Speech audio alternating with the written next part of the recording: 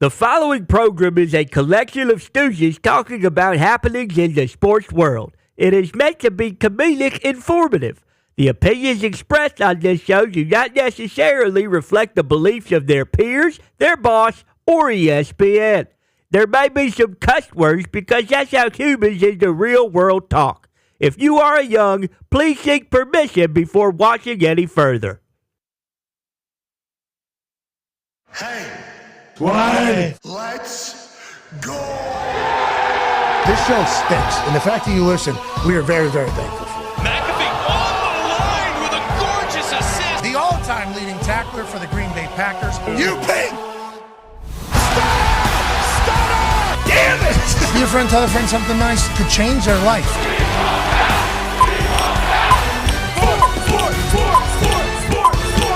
Hello, beautiful people, and welcome to our humble abode, the Thunderdome.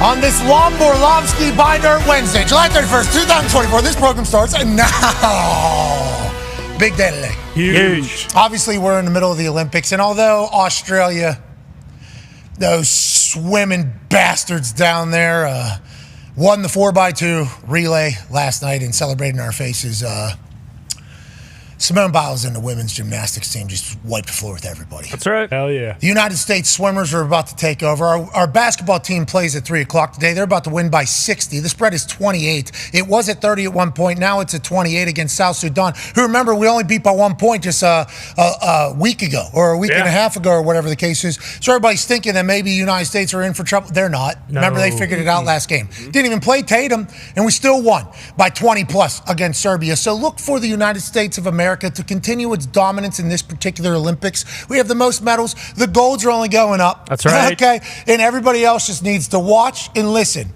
to the national anthem as we're standing at the top of the podium. And that's a beautiful thing. Hell yeah. I would like to say, there's been a lot better people from different countries than I could have imagined in some of these. Without a doubt. Yeah, a lot of these countries have really surprised me. Not bad. It's been fun. I just learned of a new country. Guinea is its own country. Yeah. Guineas are good. There is boom. They lost to the United States men's soccer team, but there is a country called Guinea. Mm-hmm. There's a Papua New Guinea. Correct. Then there's another. There's a West. There's another. West Guinea? West Guinea? Had no idea. So the Olympics. Not only am I learning about the world, I'm learning about life. I'm learning about sport. I'm learning about competition. I'm learning about great athletes. I'm learning that some of these countries are pretty good at some of these things you can never guess. One of those countries that are really good at things you could have never guessed: United States of America, men's table tennis. Hell yeah. Our guy Ja, just moved to the round of 16, which is the furthest that a singles competitor has made it for the United States in the table tennis Olympics ever, I do believe. Wow. He played at 6 a.m. this morning. It was impossible to find any footage of him, so Tone Diggs actually recorded his computer screen. And it wasn't even the whole match. It was just a highlight of how it ended, and that's our guy on the far side. Don't like that he's not wearing USA colors, but he's got the flag on his chest, and he's got a sick over forehand, boom. And his backhand's filthy. His serve is nasty, and his story is one that I think if you listen and learn about, you would absolutely love. From California, when he was like 14, he moves to Sweden to pursue his dream to be a professional table tennis player. Then he would settle in Germany when he was like 16 years old. He'd be the youngest player on Team USA in, I think, table tennis history. At 2 Olympics ago. Then Tokyo doesn't do great. Then this year he was gearing up to have his best one ever. Still focused full in on table tennis. His entire life, his entire being, he's chased his dream of being a table tennis superstar. And because he filled out a form wrong, which was a form for drug testing and doping testing, and he didn't put a 1 before his phone number, the drug tester couldn't get a hold of him 3 times. So he had 3 missed tests, which is a failed test. So he was suspended from competition for a year, just like less than a year ago. Yeah, 2023. 2023. So he got suspended for competition. Well, I guess it'd be more than a year ago because his suspension is up. But he loses all of his points in the table tennis professional because he couldn't compete. 17 months is what it took basically for him to get back to it. Had to go through 2 different trials to make the ping pong team because he didn't have enough points because he got suspended because the drug tester couldn't put a 1 before a phone number. And now with this incredible run where he loses his income, by the way, his whole life has been focused on table tennis, got no money, has a GoFundMe. We have supported that, obviously. Shout out to Ja doing it. And then now he's making it further than anybody. And he's winning in pretty dominant fashion as well. Table tennis might be our sport now. Might be coming home. It might be coming home, and we love this guy. So it's I love the Olympics. We love the training camps are taking place, and we love the two guests that we have joining us via FaceTime today. Michael Lombardi will join us in the first hour. Dan Orlovsky will join us in the second hour. Lombardi will break down everything happening around training camp. Orlovsky will break down everything going on in his brain. Yeah. And we have no idea what it is, but we're excited to see it. Always. Can't wait to see what he's grandstanding about. I'm sure it's going to be some fantastic football take. But on this stage, there's going to be somebody special today. It's not the Talks Table at Bus Connor and at Ty Schmidt, because you guys, although special, would not be an anomaly to be on the stage today, but that shirt is awesome. I want to let you know. Yeah, I got a few lined up here. This one is by far my favorite, though. I felt like this was the right day to wear it. Oh, my God. Oh, yeah. I mean, look, you can see the mane of the horse is actually the American flag. Oh, my God. You see what they did there? You see, and this is completely okay, because you know what USA's doing is just beating the hell out of everybody. That's right. Boom. Haven't even started speed walking yet. No. Haven't even started Wait speed till we walking. hit the track. 9-year NFL vet Darius J. Butler is here. Good to see you. Yes, sir. D-Butch. D-Butch, about to be in a video game either 4 minutes ago or 56 minutes from now. Whatever the case, you're in WWE 2K. Congratulations, Hey, sir. cannot wait. I was in the mat yesterday with redacted name, but he was coaching me up, showing me the moves, showing me the ropes. So I can't wait to get in there once I land home tonight. I'll tell you what. Good luck, good up in there. Yeah. You know, whenever you think about how the engineers kind of build it, you look good in there. You really do look good. You look jacked. You look ripped. Can't wait to see. Yeah. And we're actually having a social media contest for the WWE 2K24 DLC pack that was just released of myself, the Talks Table, D-Butt, and AJ Hawk will be joining us in the next hour. If you take a picture of us as champ, do you have the? Yep, there we go. Take a picture or a video of us as champion on WWE 2K24. So obviously, just need to see us, dripping goal. Yep. That gold. It could be the Talks Table hoisting the tag team titles. It can be Darius J. Butler as world champion, if you want, or maybe United States champion. Yeah. Hey, maybe Heavyweight, Start there. perhaps? maybe Intercontinental, maybe heavyweight, whatever it is. AJ Hawk, myself, if you would like to, I would love to be USA champion, obviously. All right. Especially now during the Olympics. Yeah. Take that down. Yeah, but if I don't know if they have the 24/7 title, whatever it is, Speed. in the speed title. Give me the NXT title would certainly be one Yeah, sure. that I would love, and as an NXT legend, would feel like I've certainly earned. But use the hashtag greatest DLC of all time on X while posting your photo, and you'll be automatically entered into a random merch giveaway. We will do the same thing we do for our cash giveaways, which is put everybody that has that hashtag into an Excel spreadsheet. Then it'll be randomized and picked, and you could potentially win some free merch or maybe some other prizes. Oh, wow. Yeah, like I think we're thinking about giving away a PlayStation PS5. PS5, Holy I believe. shit. The X-Bone 1. Boom, that thing. big bone. And then maybe even a computer built by Bailey McComas. Wow. Okay. Yeah, maybe one of those. D3 National Championship ring? Yep.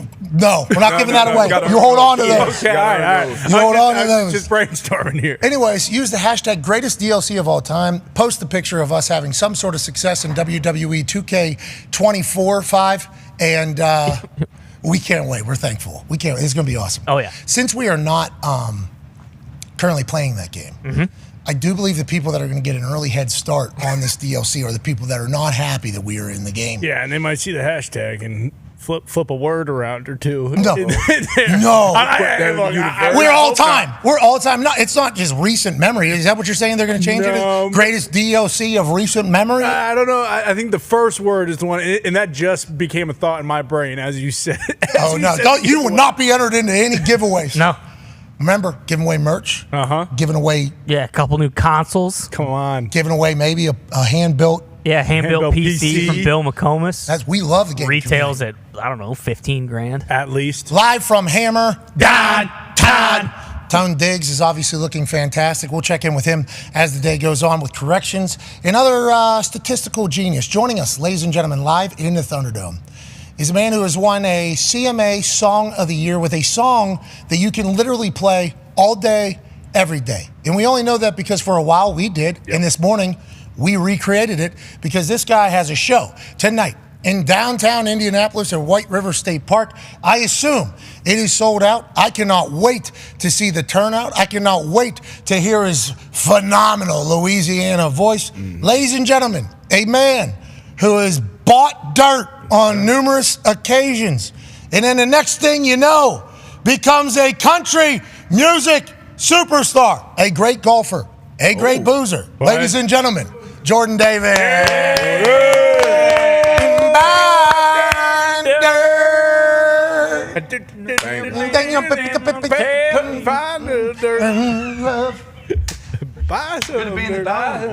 we go. Great to have it. Good energy. Love it. Look shocked. Decide not to come say hello to you guys? It's smart move. No, you guys didn't buy dirt. You guys didn't buy dirt. Me? Plenty of dirt. I bought dirt yesterday. No. I just bought dirt. No, you did not. He's lying. Eat dirt. No, yeah, you do. That's different. That's different. Jordan? That wasn't me. We got some hang time before, so sorry, boys. I would have came over. All good. Yeah, you have to come do the big show fake. Hey, great to see you for the first time. That's right. Yeah, that's show business, baby. Yeah, Hey, show this business. place is even more beautiful in person. Like this, talk about a great 9 to 5 you guys got going on over here. We appreciate this. Special spot. Yeah, it's not bad. And Jesus used to live here, so we do feel That's true. as I if feel he him used to hover. Okay, I like to hear that because a lot of people. He still lives here. He ain't going anywhere. Yeah. A lot of people said that he would never want to be around. I think a lot of people said, and then they were talking about over there in Paris. He wasn't there. He is though. He is very much around, in the entire thing.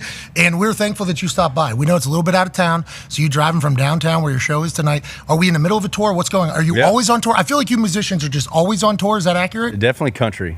Country, I feel like tours more than most other genres, but yeah, we're kind of in the middle of it right now. We're doing our own headlining tour. Mitchell Tenpenny and Ashley Cook's out with me. And then Saturday night. Tenpenny. We know Tenpenny. Tenpenny. Yeah. Dude, love that What was guy. that one? So what was the song Tenpenny? He came on the show. Oh, my God. Buy dirt. That wasn't it. Alcohol you later. That was it. there Oh, it yeah, is. yeah. Yeah, alcohol Yeah. you later, I think. Is But yeah, we're on the middle of the tour with them, so we'll go with that to probably September. And then out with Luke Combs on Saturdays on his stadium shows. Oh, that's awesome. Damn. Working in. Yeah, it's been fun. I got a chance to hear you play one time in a very close space. And you have talent, brother. Thank you, man. Thank you. Hey, real talent. Real boozed up. Yeah, Like, bro. we're talking real boozed up. That was after we did a part 3 and 18 holes, And then that dinner, and then we did the dinner. We were on the sauce, man. we were gone. We were.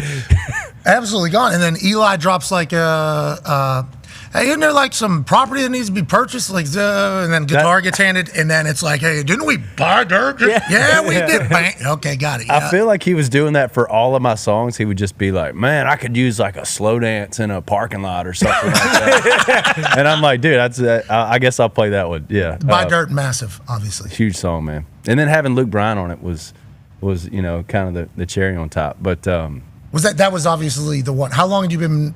I don't want to say grinding, but you get it. well, yeah, I mean that was the one that kind of we'd had some success before that, but that was really the one that kind of broke it out. But what's crazy is I wrote that song. We were at a writer's retreat, and Luke Bryan, country. Not everybody always writes the songs. You'll write a song for somebody and pitch it to them, try to get them to record it.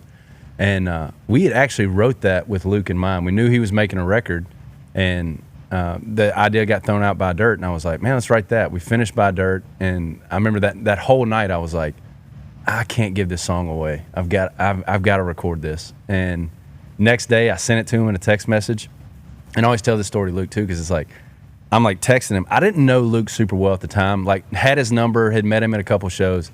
And I was like, man, I'm going to send this song to him and ask him to play on it. And it was like texting the hot chicken class. Yeah, nervous, delete, Just delete, yeah. rewrite it, read it again. And it finally sent it to him. And, man, he called me right back and was like, yeah, dude, let's get in and sing this thing. And then it was just off to the races after So that. Writer's Retreat, that was because we're learning a lot about the country world as I think College Game Day has introduced me to a lot more, I don't think this case. College Game Day has introduced me to all of you country musicians. The country scene. Yeah, because everybody's from the South, right? That's big. That's a pretty big part of it. Although there are some northern guys playing country. I know Zimmerman is from Illinois. Yep. Obviously, Taylor Swift's from Pennsylvania. Right. She started in country, and she's the biggest of all time. But there's some Ohio, like you get it. But there's so many country musicians that are massive college football fans. So I've gotten a chance to meet you guys, chat with you guys.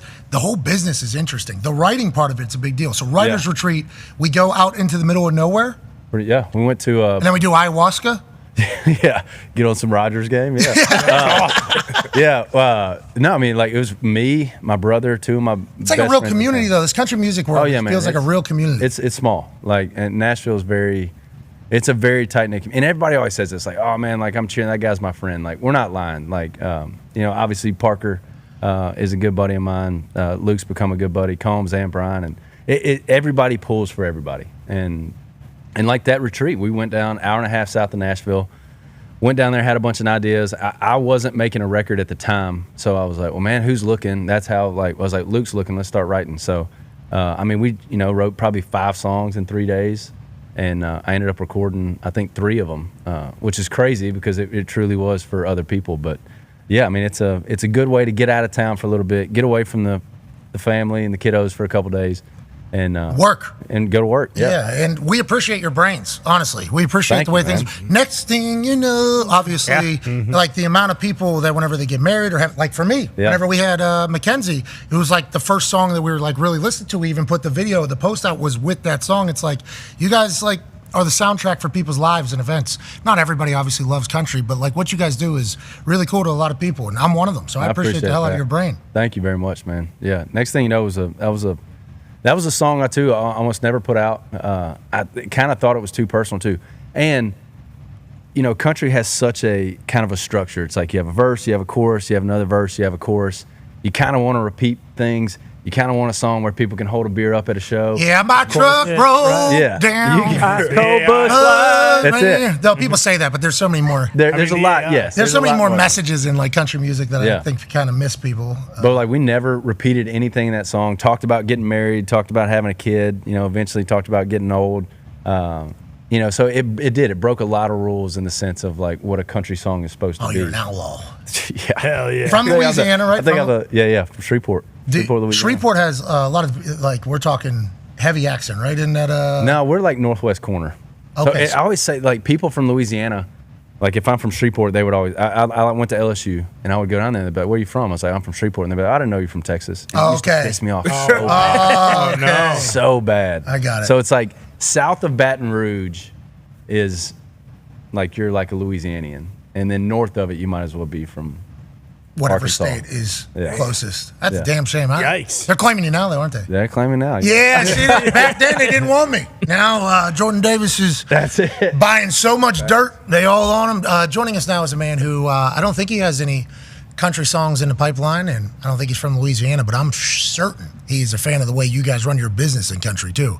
You ever see how many tickets are sold at all these country events? Absurd. And they all gather up. You guys will gather up, too, and be like, hey, like pretty big stars. Like you're a massive star opening for Luke Combs. It's like, yeah, we can sell at a stadium, though. So we might as well go ahead and do that. And like the business, it's like Kenny and he went on tour with Aldine Church, and he's on with Zach Bryan now.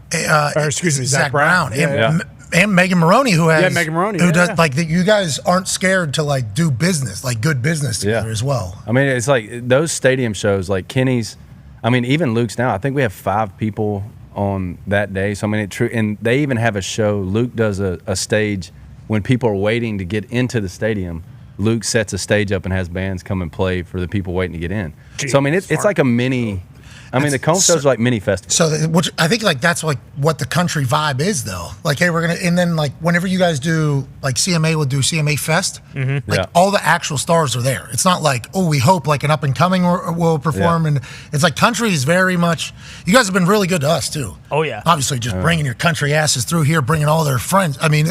Jordan brought 14 guys. Dudes are absolute. Dirt boys. Yeah. These are the Buy Dirt boys. The BDBs. The BDBs. I know, dude. I'm surprised they're not in y'all's gym over there. Well, we told them like 6 times, like, hey, you're in that front room up there, you know, because we can kind of hear everything in there. It's hard not to roam around, dude. I saw some good jumpers in there too. Yeah, you got some athletes, dude. One of them's got a little stroke on him. Yeah, you got real athletes around you. Yeah. The one was wearing just the biggest asshole shoes of all time. Really? You thought? I thought they looked pretty good. Well, that was why. I think that is what we. They're clean shoes. I mean, you should have seen his crossover out here with those shoes on. He looked like Allen Iverson. He had these high top Nobles on. These things are going to the middle of his shin. They look like wrestling boots. Yeah, exactly. And, dude, awesome. He's an MMA guy. That's what it is. Okay. Makes sense. Like it checks out. Look out, he might break your arm. So normally you just wear like an affliction shirt or something, or like have like the cauliflower ear, and that's like your message to the world, like, hey, I know. You know, like I can do it. For him though, he's like, no, I'm putting putting the fucking octagon boots. Tied up, too. Yeah, it was very tight. Tight. Ready. Tight. You had a good crew. You had a they're good which, dudes, man. even more so to every country person that brings in their crew, they're all good people, too. So it's like, we're very lucky. Well, hey, we don't have to twist. I didn't have to twist any arms to get people to the Thunderdome, man. I think everybody's massive fans of y'all. So no, they were. That is not. Maybe that. Well, we talked a little bit. Yeah, maybe they are. Yeah, they that are. crew right Maybe there. not everybody. Yeah, this guy was hanging out with Brett Favre a week ago. Yeah, wait till you see the hashtags today. Well, we were talking about that. Like Kobe Key tribute the other night in Nashville was awesome. Rest in peace. And Rest in peace, RIP, yeah. man. And all like everybody, Church was there, Jelly Roll, but there was some other. Brett Favre was there, and I was telling Pat that Brock Lesnar was there, and that is the biggest human I've ever. My wife came up to me and she was like, "There's a very massive human over there. I don't know who it is." And I look over, I was like, "That's Brock Lesnar." Like, Yeah, that's a guy who, like I've said for I think a couple of decades now, the aliens come and they want to fight. If they're like, "Hey, we'll do your little octagon rules." Now their heads are probably popping up out of top of it, but you need to send your 4. Yeah. And then we'll send our 4, and then that's planet Earth. Brock Lesnar has been in that 4 for me for a couple decades now. And I think once you see him, it even gets more cemented because it's just like it's an actual barn just walks by you. I've never seen a neck that big. Yeah. Well, and then the neck just leads right into the. A massive, And then the length. crazy. Yeah, and then he can run a 4.4 too. Yeah. So. Well, and we were talking too, like, because like right then I was like looking at it, I was like, how did this guy ever lose a fight? And I don't think he lost one, right, to Cain Velasquez. Cain Velasquez. And I think Frank Mir got him one time. Oh, yes. That was like one of his first fights in the UFC. Yeah, he was. You could tell he was Roman still kind Reigns once. Yeah, Roman Reigns. WrestleMania. You're right. Tribal Chief. That was crazy. He's also probably Cody Rhodes got him, I think, over there one time. But you're right. I don't know. I mean, I wouldn't be able to stand that guy mad at me if I knew I was having to just go. And like the build up to it for 4 months, getting ready to get punched in the face by Brock Lesnar. Yeah, not fun. Terrifying. So he was on a rampage one night at SmackDown, and we locked eyes. And he started quick walk sprint towards where I was. Yeah. And he had just taken out, I think, 8 guys with chairs, and he was bending these chairs over people's backs. And I think, he wasn't done yet. We might have still been on TV. We might have still had like math. 15, 20 seconds left on TV, but then the night obviously still going. So he turns around and you just kind of see it, and then he just like looks at the commentary table, and me and Cole are standing obviously because he just destroyed 14 people in front of us, and he starts like beelining it towards around the ring to the commentary table. I'm like, no way. I took my shit off, literally took all my shit off, sprinted out of there, and then I think he fucking picked up the commentary table and just like broke it in half or something like that immediately. He can do that to anything. He came into our old set, broke our desk, broke the thing. So easily. And what are you going to do? You're just like, Brock, can't do that? Yeah. No, it's like, you absolutely can't Remember, do that. you had to walk in, you had to turn sideways to get through a door. He's also one of the greatest businessmen of all time. Nobody will ever talk about that. One of the greatest businessmen of all time. Joining us, ladies and gentlemen, is another businessman, a leader, a TED speaker, a podcast hoster, a live show legend. Ladies and gentlemen, 3-time Super Bowl champion, Paisana, who I'm sure he just learned of a new country in West Africa yesterday as well. Ladies and gentlemen, Michael Lombardi. Yeah, what's up, guys? How we doing? Lombo, I know you're hanging out there for a little bit. I apologize that we were chit-chatting. I'm watching the show anyway, so it doesn't matter whether I sit here waiting or I'm just watching. So I'm listening. I'm always in tune. I know you love the boss because you're from New Jersey. Obviously, that's your guy. But all these musicians I talk to, they're good business people. It seems like they're all sound business hustlers almost, Yeah, I mean, those stadiums are filled. I mean, I at Foxborough, Kenny Chesney would play 2 nights there. He always came in our weight room and lifted, and George Strait came through. It was incredible. The venues are packed. And look, Springsteen, I mean, if you read his bio, he talks a lot about Hank Williams and learning how to write songs through country music singers. It's kind of impressive about how to become genuine in your storytelling. You're telling me the hits are helping out the coastal elitists? Yeah. I didn't know that was. Is that real? With dirt? Wow. With dirt. A lot of dirt in there. A lot of dirt. A lot of grit and jam in there. Yeah. Sandpaper? No, I'm a big music fan, obviously. I enjoy the talent. I enjoy the brains. Me too. Songland was the best show on television. They canceled. I have no idea why. But it felt like I got a glimpse into your guys' world. Nothing but respect. Now, let's talk about tickets and moving tickets. Yeah. There's a photo coming out of Dallas Cowboys training camp. And this is, I feel like incredibly abnormal. And unless we got here, which can certainly happen with no context to the photo, there's like no fans at the Dallas Cowboys training camp, allegedly. Obviously, all their big players. Obviously, there's a lot of contract disputes. But allegedly, this is at Dallas Cowboys training camp in Oxnard, California. Now, that has never been the case for the Dallas Cowboys for anything. They sell out everywhere. They move the needle. That's why they're on primetime. Is this a sign of things?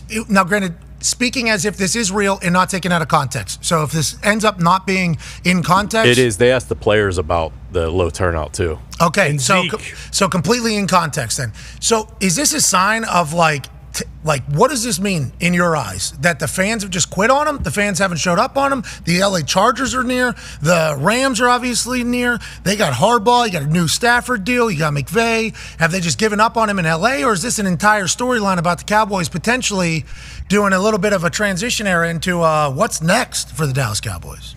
Well, I think a lot of this is reflective of the offseason that they've had. They've done nothing this offseason, and I think there's really no enthusiasm around the team other than what they drafted.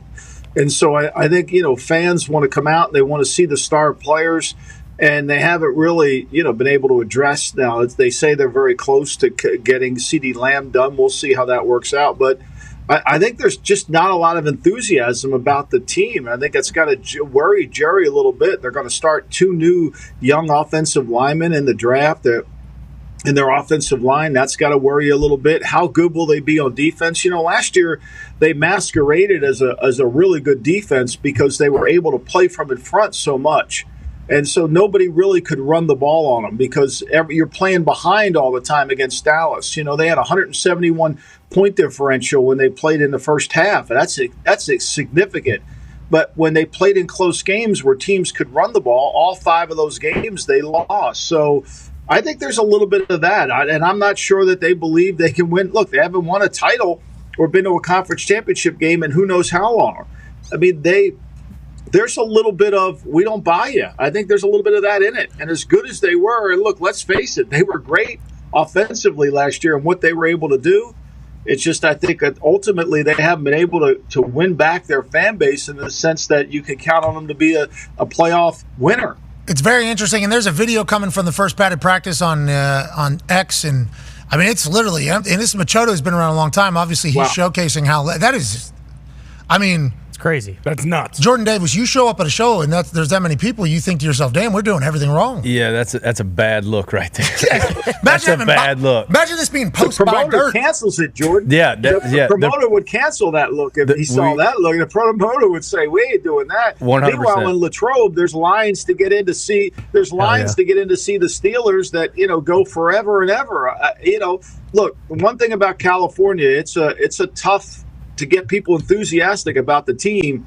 You got to have a lot of fans there. And unfortunately, it doesn't seem like there are a lot of Cowboy fans out there in Thousand Oaks. Interesting. Very, very interesting what's happening with them because Mike is obviously wants a new deal. He's in his 4th year of his rookie deal. So they picked up the 5th year option, but then they can also franchise tag him, I think, too, as well. So like he's in one of those situations where it's like they could have you under contract. The agents have done a wonderful job of eliminating this 5th year as if it doesn't count. Jamar Chase is in his 5th year. He's not practicing. CeeDee Lamb's in his 5th year. He's not practicing. I mean, it's almost as if this 5th year has become obsolete. It's like you get it as a club, but it really doesn't do you any bargaining leverage because you're letting the guys hold out in camp and you're really not getting the benefit of the 5th year. I mean, now maybe the Bengals will say to Chase, either you play on the 5th year or not, but I think that's highly doubtful. And so all this talk about, we got the 5th year, none of these players are playing out the 5th year. They're not playing it unless they are like A.J. Terrell at the Falcons, who's going to play on his 5th year. So it's interesting how this is. The agents have done a great job of making that 5th year almost disappear, and now you have to do a new contract, and then they're able to jack up the prices because that 5th year, which is going to be guaranteed anyway, adds into the guarantee so you can sell it as more guaranteed money. I think the agents are trying to get you right now saying, hey, listen, they kind of muffled you a little bit there at the end. They're trying to silence you, Lombo. Trying to silence you. I don't like that, not one bit. But that is interesting that it has happened that way because the fifth-year option was supposed to be like a good thing, fans see it. Like, oh, we picked up fifth-year option. That means player earned his fifth year. He earned his fifth year, played it, obviously going to do it. Oh, they let him go. They gave him his fifth year because they want to see, or they didn't pick up his fifth year because he's not good enough. It's like nowadays, I appreciate that Mulligeta and the boys are like, nah, fifth year's for the team. That's not for us. That just means we got to be dramatic for this team. Yeah, that doesn't mean that we got to be for the next team. And it's good business for them. I'll be excited to see how teams counter that, though. You know, and another thing with the Dallas Cowboys, before we move to another topic with Lombo here, 3-time Super Bowl champion, Mike McCarthy's on his last year. Are they potentially just viewing like this is a lame duck team? Like this team could potentially look. Dak's on his last year. Mike McCarthy's on his last year. CeeDee's not happy. Mike is not happy. Got Zimmer in as DC. We don't know him. We have respect for him. Is it just like this year is it our team? Is it not our team? It's a fascinating situation that Jerry Jones has certainly found himself in. He said, though, on the record to Clarence Hill Jr. or something at a press conference, the future of the NFL revenue is certainly a little bit different than what everybody else thinks. I was the only one to testify, you see. I was the only one that was a part of this DirecTV Sunday ticket thing. I don't know what future revenue looks like where everybody else is doing it. Is that real, Lombo? Is that just an excuse or a leverage for agents? Or how do you feel about Jerry Jones dropping this little piece of knowledge? I mean, I think if he had this intel, wouldn't he be signing players to contracts getting ahead of the curve? I mean, wouldn't that be? I mean, if you have this inside information and you know where the cap's going to go, wouldn't you want to sign guys beforehand? But isn't he thinking that the cap's going down, right? Well, I think what he made a really good point about this DirecTV lawsuit that's going on is that the players will pay a price for this. It's somehow in terms of the revenue if they have to settle this case. He made that very clear that could affect it. Now, I don't know what he meant in the long call. But, you know, if he's privy to where the TV money's going to go and how it's going to be spread, you would think he would be more proactive in his contracts. But Jerry has never been proactive in his contracts. The great Bill Parcells once told me about Jerry Jones. He said, Jerry can talk a cat off the top of a fish truck. And I think Jerry's not worried about convincing somebody to play quarterback for the Dallas Cowboys. I don't think Jerry's scared of free agency for Dak. I really don't. I think if he has to pay or overpay, he'll do that. I don't think it scares him at all. Some teams would be frightened to death. But when you start talking about free agency for quarterbacks, then the list of people that will be involved in that are really kind of small. There isn't. Now, maybe the Falcons will try to sign Dak, too, to add to their quarterback stable. We'll see how that works. But, you know, they could certainly jump into that. But I think, to me, you know, it's a smaller market. And I think Jerry feels like I'll win that market. You know, okay, the Raiders need a quarterback next year. I'll beat the Raiders. You know, and most of the time he's right because the state income tax in Texas is a better thing going for him. Yeah, and if that is the way that Jerry's viewing it, that's hilarious. He's like, yeah, we'll let them all go free agent, whatever. You know, and if we got to do it, we got to do it, we got to do it, we got to do it. He's like, are you telling the agents that, though? Or are you saying, hey, we'll win the bid whenever you get free agency? Or the agent saying, oh, is that right? Are you going to put this on paper then? Are you matching any offer that we get from anybody? Are you beating that? Because this could get dramatic. A lot of pillars of that team are seemingly unhappy. Yeah. Like if you have one or two in a locker room, I think that's like standard operating procedure for business.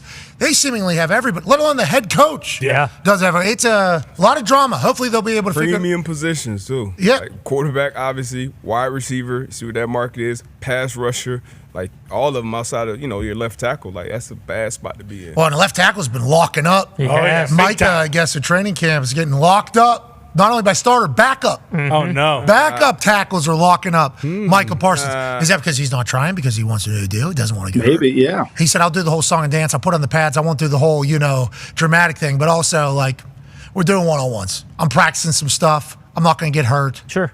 We'll give old Who's that? Tyler Igoba. Igoba. I believe Chumi Igoba. Yep. I believe is his name. 5th-year tackle, back up to rookie. Yeah, Tyler Guyton out of Oklahoma, who also has some film on Micah. But it's like everything coming out of Dallas, let alone no fans, is just not good. There's not a lot of good energy coming out of Dallas.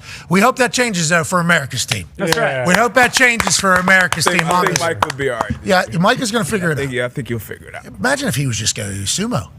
He could. Well, you've seen him do the sumo. Yeah. He could be a professional sumo wrestler right now. Easily. Is that in the Olympics? Because we would like question. to go in that with Micah. I don't think I don't think it is. It should be. Absolutely should be. I feel like sumo is an Olympic thing. Tristan Wirfs in there? maybe? We got the wrestling. Well, Tristan Wirfs in the middle of something as well. I mean, he's not playing football. We just talked about the drama in Dallas. There's another team that has a bunch of drama seemingly every single year that comes with success, I guess. Go ahead, D-Bud. Yeah, out there in San Fran, stay in California. How would you handle the situation? Obviously, Trent Williams is holding out. I think, arguably the best tackle in football. You obviously got the Brandon Ayuk situation. I think the rookie, Ricky, just came off of the injury list. How would you handle that situation going forward? Would you try to handle it now before you get closer to the season, and avoid the Nick Bosa situation where he didn't get off to that start he wanted to? Well, the Trent Williams one I think is paramount for the 49ers. That offensive line, when it isn't in a play-action pass game, struggles in a drop-back fashion. That's why Kyle Shanahan's records when he's behind hasn't always been very good. We've all seen those numbers. I mean, Trent Williams is their best player in terms of the offensive line by far. He's the leader of the team. He wears the C on his uniform. So they've got to get him done, and I think they're smart enough to know they've got to get him done. To me, the Ayuk one's interesting. We just saw DJ Moore get done by the Bears. It was $27 million a year, which didn't come close to anything that we see at whether it's 32, 35 for Jefferson. So to me, there's got to be a deadline on Brandon Ayuk. Either you take this deal and that's the best we're going to offer you, or you play on your fifth year, or you retire from football. I mean, there's three things you're going to do. But somebody's got to make that decision. I mean, this thing can't keep lingering on. At some point, you have to be a leader and say, okay, enough is enough. I don't want to hurt anybody's feelings here. I know everybody's sensitive. We have to treat everybody wonderful. We'll go to Dairy Queen after the game and all that crap. But at some point, we got to make a decision. We're running a business here. Either you want this deal or you don't want the deal. You got a fifth year. It's a contract by your union. You negotiated it. So either you play on that fifth year, you take our offer, which we've negotiated in good faith. We want you on the team. But this isn't going to really get resolved until next offseason when they make a decision to either keep Debo or to keep Brandon Ayuk. They're going to have to make that call within their cap structure. But Trent Williams, I'm getting done right away. I'm going to make sure I get him done. I'll fold my tent for Trent Williams. I'm not folding my tent for somebody else. Trent Williams is a weapon. We didn't even know that was potentially even an issue for John Lynch until training camp started. There's a lot of these, Pat, that nobody knows about that's going on. I mean, we all saw it. I'm sure Boston saw it there. Matt Judon, that's been going on all off season, right? Gottschall, the other defensive lineman, that's been going on all off season. Wirfs. I think there's a little.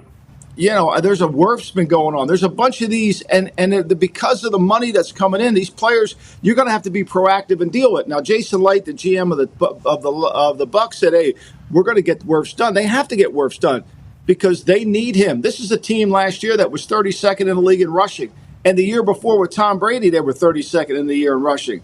They've got a first-round pick at center. They got a first-round pick at guard. They got a second-round pick at right tackle. I mean, they put money into this line. They got to be able to pass. They got to be able to run block. All these, drama things that pop up around training camp are interesting because you almost have to tier it. The tiers. You just said, hey, Wirfs, you have to get done. Trent, you got to get done. And then Ayuk, it's like, hey, Ayuk, we're going to have to see next year how this whole thing goes, but here's an offer in this. That's why you get paid to be the GM, though, I guess. That's why there's 32. Right. You can't be like Danny O and give everybody money. Danny's got that monopoly board. He just hands out money to everybody. Dan Orlovsky, what do you mean? Bro, Dan, I love Dan. He Dana. wants to give everybody money. I mean, praise the Lord to pass the money. I mean, he just wants to pass it all out. We do, too. Yeah, we want everybody to be a billionaire. So this is a little different. You're GM, we're player. Somebody's got to say no. Somebody's got to say no. And I think here's the real reality. That's going to be my wife with Mackenzie. This is a little cold, but there are some players that are replaceable, and there are some players who are non-replaceable. So you got to pay the non-replaceable players. Like Parsons, you can't replace him. You can't replace Trent Williams. It's hard to find left tackles. You don't walk down the street, oh, there's a left tackle. Oh, there's a left tackle. Like those are hard players to find, and you get one, you better pay them. Well, that's what Dak Prescott's saying. You could never overpay for a great player. Amen. You could never overpay for a great player. You overpay for good players.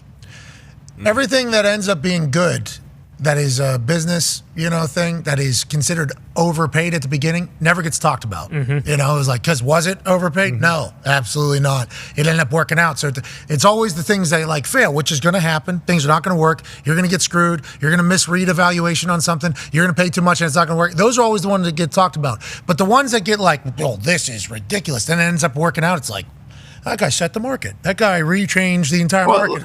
Hey, look at Fox Television. I mean, look, if they don't, they outbid CBS for that deal back in the early 90s. NFL. Everybody said they paid a ridiculous sum. Ask him how that worked out. Madden, we're paying him. Yep. Yeah. And then we're buying the NFL rights. And then all of a sudden now we are the number 2 network, basically, in the world. It's like, did you pay too much if it ends up working out? Never. Did you pay too much if it backfires? Absolutely. And you get fired immediately. So they said about That's right, Jerry, you get too. fired. Everything Jerry did, he said, everyone said I overpaid for the Cowboys. Well, it's the most valuable franchise in all of sports. So did I? I don't know. Yeah, it's interesting. And if you overpay, did you really? Because you're only worth what somebody's willing to pay you. So you're never really overpaid or underpaid. You're actually Jerry is amazing because when he first bought that team, Pat, we were at the Browns and we were in the playoffs in '87, and we went down to Dallas to practice in his facility because back then nobody had indoor facilities at all, and we had to get out of the cold in Cleveland. And when Jerry bought the Cowboys, he was so leveraged, he closed half the building to save on his heating expenses. And he moved everybody from one part of everybody was moved into another part of the offices to cut down on his expenses because he leveraged himself out. And look what happened. Yeah, Jerry, the way he talks about how and why he decided to do what he did and going all in and everything, it's like beautiful. I saw him talk to Joe Buck. I've talked about this before. He was doing a sit-down interview. It was like real, I forget what the show was called. Undisputed, Unstoppable, whatever it was. It was a sit-down interview thing. Very well thought out, like whole life thing. You got photos of everything. The questions are there. There's a crowd there. And Jerry Jones made this golf analogy where he was like, there's some people, they're sitting there about 290 yards out. There might be a little bit of water in front. It's surrounded by sand, and they decide to lay up and then get the easier shot there. He said, "I'm driving the green every fucking time." And I was listening to it. It was like 2 a.m. I'm in my bedroom listening to that. I'm like, me too, Jerry. Me too. And then I end up with a triple. Triple bogey. That's going to happen. Quadruple bogey. But anytime it pops up on a golf course, I literally think of Jerry Jones going, I'm driving the green every fucking time. And it's like, yeah, I am. Yeah. Give me this club that I've never hit before. Bang! Now all of a sudden we're sitting 7 still off the green. It's a fascinating thing, the Dallas Cowboys. They seem to be at a low point right now, though. If you just look at the fan turnout, that's never happened with all the contracts that are up. Hopefully they'll be able to sort it. Let's go to the NFC South. Country music superstar, owner of a CMA Song of the Year award. Boom. Jordan Davis has a question for you, Lombo. I do. Yes, sir. Saints fan here. Yeah. Maybe Derek Carr's the guy, but obviously the years are running out there. But my thing, I just feel like he's getting up. You asked your question, buddy. You asked your question, buddy. You, brother. I am a little nervous about the quarterback class coming out next year out of college ball. So is the Saints maybe making a potential move for a Louisiana guy and Dak Prescott if Dallas can't get it figured out? We're talking future. Is there a way to bring him back to Louisiana? I like that. Well, if he got free, certainly you have to listen to that. Look, I think the interesting thing about Carr is what Carr are you going to see, Jordan? Are you going to see the one who was 4-1 the last 5 games of the year, who threw 14 touchdown passes and 2 interceptions and had a really high completion percentage? Or are we going to see the guy in the first 4 games of the year who threw 2 touchdowns and 2 interceptions? Yeah. First 5 games of the year, they averaged 15 points a game. The last 4 games, they averaged 26. So to me, which one are they going to see? Now, they doubled down on Carr this year when they agreed and to get cap room, they guaranteed his paragraph 5, which extended out more of his bonus money, which makes it harder for them to move on from him. They doubled down. The only player they didn't double down on was Kamara, whose numbers have been trending in the wrong direction significantly. So that makes sense. But look, I think that would be the one potential team that Jerry would have to worry about with Dak in terms of leaving, because they would have the ability, and Mickey Loomis is very good at being able to do it. Look, how did they get their franchise turned around when you won a Super Bowl? They beat Nick Saban They I know, I was they there. didn't Shut pass Drew Brees on that physical, and Drew Brees became a saint. Yeah, and Jordan's, down here celebrating one of the worst nights I've ever been a part of. Sure. Jordan here is friends with Peyton. He's friends with Peyton Manning, obviously. That's how I ended up meeting Jordan Davis. And then he's like, Drew Brees, the Saints. Remember when they just shit all over Peyton Manning and his legacy as an Indianapolis Colt in the Super Bowl down there in Miami? We've gotten past that, though. Peyton's forgiven me. Yeah, well, that's because he won forgiven another one in Denver. Sure. Yeah. He was what a career that dude. And then Dak Prescott's referencing that. I've seen a lot of other quarterbacks have to go play for other teams. It's just reality of the situation. And Might be my reality. it might be my reality. I'm going to be where my feet are, and I'm going to work hard for my guys and everything. It's like, Dak Prescott and his agent are very much on the same page. Yeah. Oh, yeah. Hey, listen. In their bag. Look at Matthew Stafford. He wins the Super Bowl. He goes somewhere else. Look at Peyton Manning. He wins the Super Bowl. He goes somewhere else. Look at Tom Brady. He wins the Super Bowl. He goes somewhere else. All those places, too, parades for him as he was coming there. There's no, this guy can't win the big, this is parades. All your shit that you did at your it's almost like a rebirth. Yeah, true. It's like it's like baptism. It's almost like baptism. It's almost like baptism. Yeah. They almost just kind of clean it, and you're in a new place. And it happened with Aaron when he goes to the Jets. Like Packers fans were like done with it all. Not all Packers fans, obviously. Not all Packers fans. But there was a portion of Packers fans who were loud, who were basically like, we're done with this Aaron Rodgers shit. He goes in a dark hole. He's taking ayahuasca. We don't want to hear, shut up. Just play football, pretty much. Now, granted, his situation in Green Bay was certainly one that none of us could have understood. He had no say in any decisions that were being made on the offense side of the ball after playing there for 18 years and being an MVP and everything. That is not what we have come to understand in the NFL, at least. Let's get some ideas here, especially from the guys who are going to have to make it happen. But then he goes over to New York. The entire city of New York is like, whatever you want to do, dude. Yeah. You want to go to Wicked? Well, you could be in Wicked if you want to do that. Right away. You can go to the Rangers game. You can go to the Knicks game. You're walking down the street. There's like a parade every day. Like Dak Prescott has probably been talking about that since the last time his deal was kind of on delay, but now even more so with the research we've had and the examples we've had. It's like these quarterbacks probably okay and maybe pumped to go build a new legacy. Peyton lives in Denver. Yeah. Peyton lives in Denver right now. It's not like he lives in Indianapolis. Has a statue here, but he lives in Denver. Stafford, I assume, is going to live in Los Angeles, for his entire being. Yep. Tom's going to go into the Tampa Bay Ring of Honor Hall of Fame thing and have 2 homes. It's like Dak, so Dallas still and I get to go to a new place, and the contract is going to be bananas if I want it. It's like a wild time in the NFL right now because that position used to be locked down forever, Lombo, in one place seemingly. Oh, yeah. Yeah, well, he couldn't move, but now you got freedom. And Dak's agent was smart, and he will make it to the market if Jerry doesn't do something beforehand because they can't franchise him. They'll pay. Kirk Cousins just got $180 million. Yep. After when it only costs money, we see people rally up. I mean, look what Minnesota was able to do. Kirk Cousins was really the last guy that was a bona fide quarterback to make it to the market. Rarely does this happen. So, and look at the deal that Kirk got. I mean, Deshaun Watson got traded. There was value, and look at the deal Deshaun Watson got. Think about that. There's no trade involved with Dak. You lose no assets. Oh my! You lose cash, no assets. Yikes. And a lot of these teams, historically, when they've moved on from these great quarterbacks, they had replacement in place. Montana was gone. You had Young. Rodgers obviously went Favre, and then Love with Rodgers. So Dak right now, if he Trey Lance, you gonna put it in Trey Lance? It's funny you bring that up, Darius, is because Trey Lance, the reason they traded for Trey Lance was because they had him graded so highly when he was getting ready to come out. He was one of their top players on their draft board. And Jerry felt like if that was our grade and for whatever happened in San Francisco happened, then we should trade a 4th-round pick for a guy that we had graded as high as we had graded and take a look at him. Now, from what I'm told, it still hasn't kind of gotten together for Trey Lance. He's, is a little bit behind, and it's not as instinctive for him to play within the framework of there. But that would make a lot of sense if you wanted to be able to get your cap in order, is if Trey Lance could be Jordan Love, right? And you could sign him to a deal that's more modest before Love signed this new contract. Now, all of a sudden, you've got more ability to be more flexible with your team. But if Jerry pays Dak, he pays Lamb, he pays Parsons, then it's going to be hard to pay a lot of other guys. And who's the next coach, GM? Is it Bill Belichick? Oh. Whoa.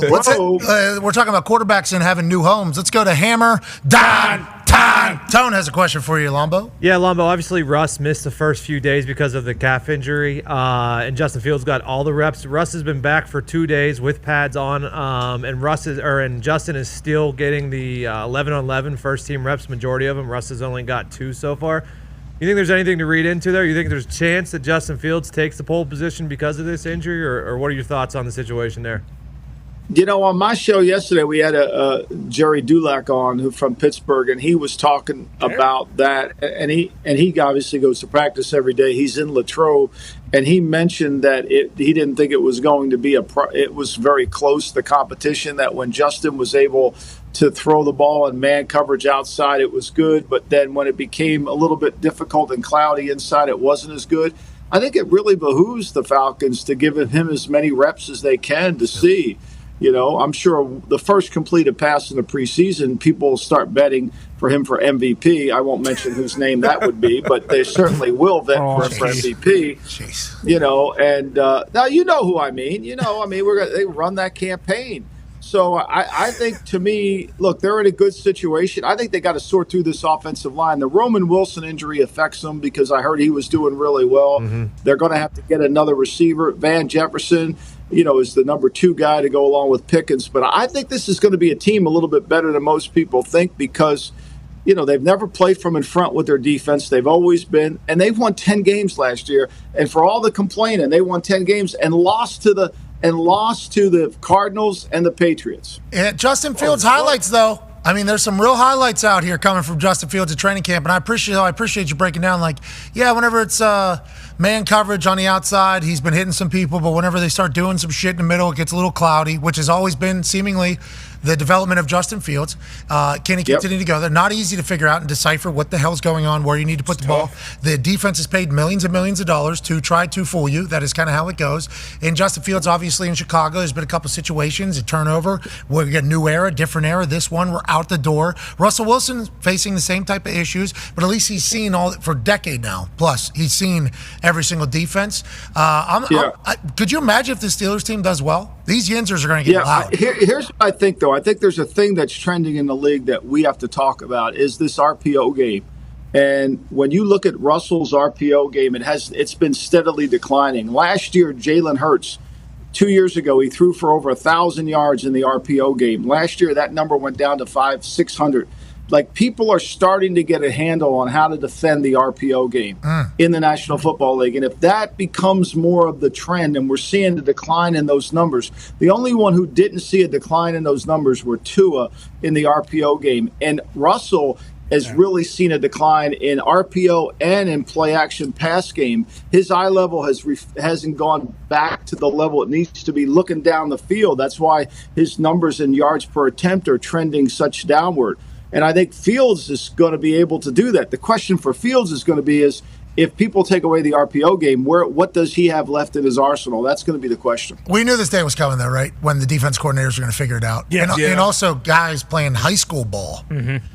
Against it at D-line, college ball against it at D-line. Used to it. So then you at least, because I think whenever, it was like the tackling rules, whenever Debo was just getting fined every single week where they're like, hey, you got to now hit like this, you got to take your head out of it, as opposed to torpedoing, which we know we've been highlighting, paying people for, and promoting for the beginning of football, pretty much. Now we need you to lift your head up, move it to the side, need to hit the shoulder. It was hard for people to transition into that. The old school guys were having a much more difficult time than the guys that kind of grew up with it.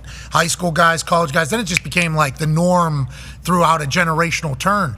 The RPO thing, I think we potentially saw happening as well. It's going to be the referees, too. How strict are they with the linemen? Like, if they let the linemen go 3 yards down the field, you still throw the ball. A lot tougher on the defense to be true to their rules and be disciplined. But if they're strict, and I felt like they got a little more strict the last couple years with the linemen calling some, offensive linemen downfield. That'll help the defense defend it. And I think a Hurt situation, losing Shane Steichen was a big, big part of it. I don't think they called it enough because he was great. Like, and being able to run the ball, obviously that's going to be a weapon. Lombo talks about it all the time, that six-man box. Having Goddard hitting him in the flat, hitting those receivers, getting one-on-ones outside. So it's a lot of different elements to it, but it's still a tough play to defend because the quarterback, the trigger man, he can always be right. Well, anytime you got a no in there, you can't prepare for it because there's an option for some. Boom, Exactly. look out. But I think also the point person that is being read. Yep. I think like their gamesmanship too on like knowing that they're being read Instincts, is a different game. It's football's getting to a great spot, but everything's If you cyclical. go back and watch the Eagle game, when you watch the Eagle-Miami game, you see what the Eagles weren't a great defense last year, but in that game they played really well because they dropped to spots in the game where they knew the ball was going to go to. They almost had the plays before the plays were run. Oh, drones. And it kind of was a little bit about how to play the RPO game. And look, I think Darius is right. I mean, Steichen, these guys adapt. They're smart. They understand how to do it. But so are the defensive coaches too, right? And if you let these linemen go downfield, and they're not going to call it, then the RPO game is going to be really effective. Hey, Lombo, we appreciate the hell out of your time today, brother. You look great. What do you got going on today? No, I got my show coming up at 1 o'clock. That's about it. Just doing the same old stuff, Pat. It's football season. There's nothing better than it, really. I mean, we got Hall of Fame game.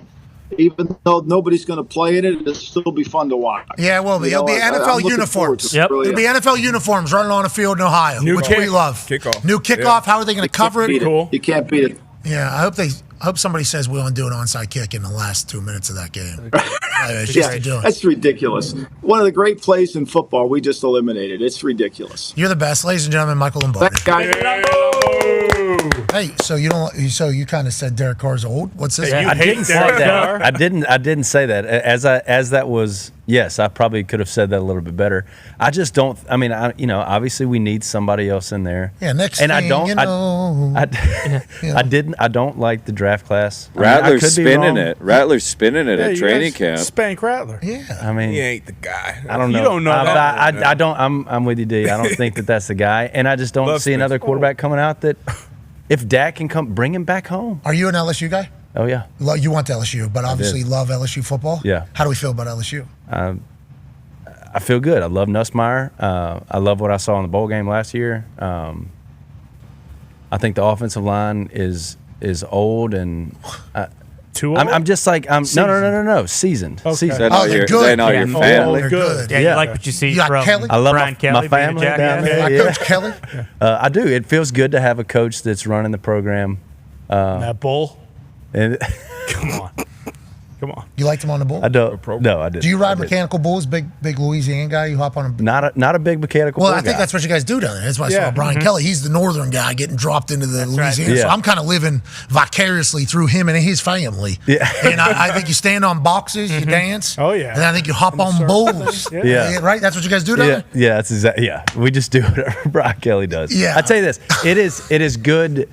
It's a good change up from Orgeron. I will say that. Well, Coach Joe, go Tigers. Love Coach O. Brought you Yeah. guys the title down. Go, he's fun to watch. Tom He was fun to watch. Man. Had a great year 2019, but Coach Kelly has won me over. Okay. I was a little nervous at front. Okay. But now I feel good about him being in Baton Rouge. Baton Rouge is a beautiful place too, huh? Special spot, man. Those Saturday nights in Baton Rouge are.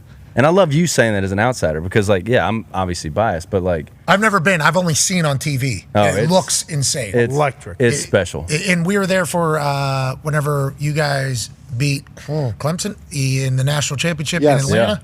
And calling Baton Rouge afterwards, and that's in Atlanta. Yeah. In like a half stadium of LSU people. That was a cool. That's a good celebratory situation. Oh, right yeah. there. Right on your Baton Rouge. Hurry up, one more time. Yeah, that whole thing. It was cool. great. It felt like we were a part of it. Yeah, great environment. Absolutely. That Bama one when they won in overtime, 1 for 2. Oh yeah, That was sick. Yeah. sweet. Yeah, that was awesome, huh? We're back in hour 2. Jordan Davis is going to buy some dirt during the break. Hell yeah. AJ Hawk will be here. Dan Orlovsky, who's just handing out money to everybody. He'll Dan-o! be here. Be your friend, tell a friend something nice. It might change your life. And we are in a conference room in a hotel that is the home of the annual league meeting. It is wonderful down here in Florida. Jim Harbaugh was showcasing to me why he doesn't like the hip drop tackle. He was actually wrapping his massive arms around me and then saying, this is what we're trying to get out. Jim Harbaugh's rules. This is his business card that he gave me. Jim Harbaugh's rules to live by. You guys are drafting Caleb Williams #1 overall. We'll see. Congratulations. Congratulations. You did it. When RG3 comes out, you heard him. Yeah. Okay. I think accuracy, is the number one trait that NFL quarterbacks need to have. So Penix.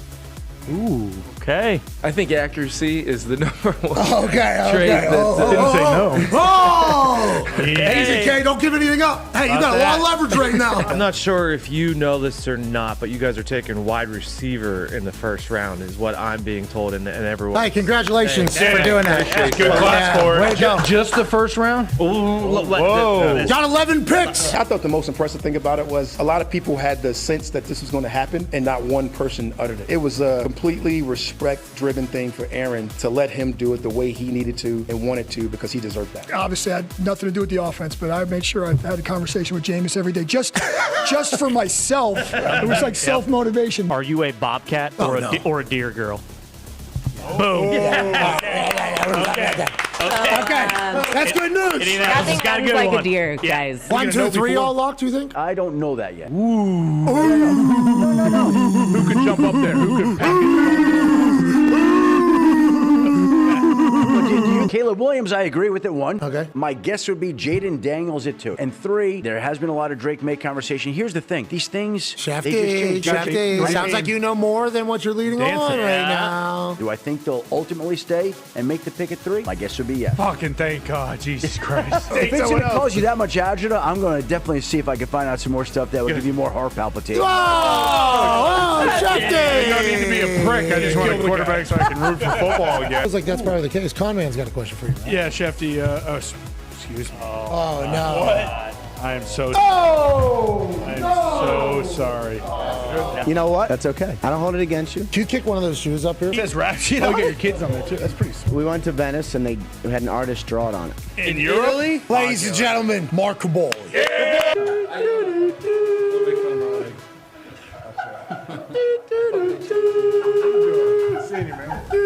Oh, no.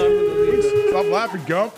Well, it's a tough chair. It's a good chair. Ready, 1, 2, 3, jump. Got an ACL.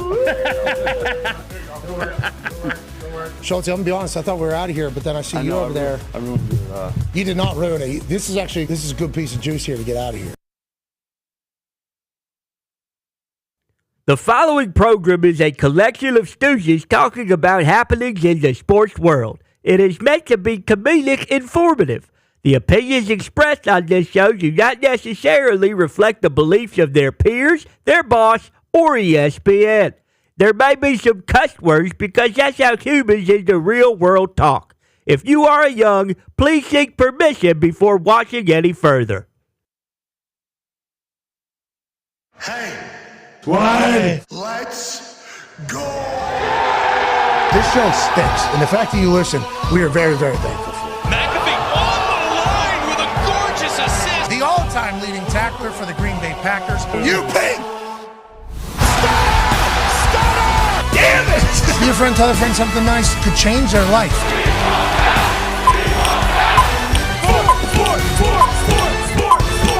Hello, beautiful people, and welcome back to our humble abode, the Thunderdome, on this Lombardi Buy Dirt Wednesday, July 31st, 2024. Hour 2 of the program starts, and now, what a day it is, what a life it is.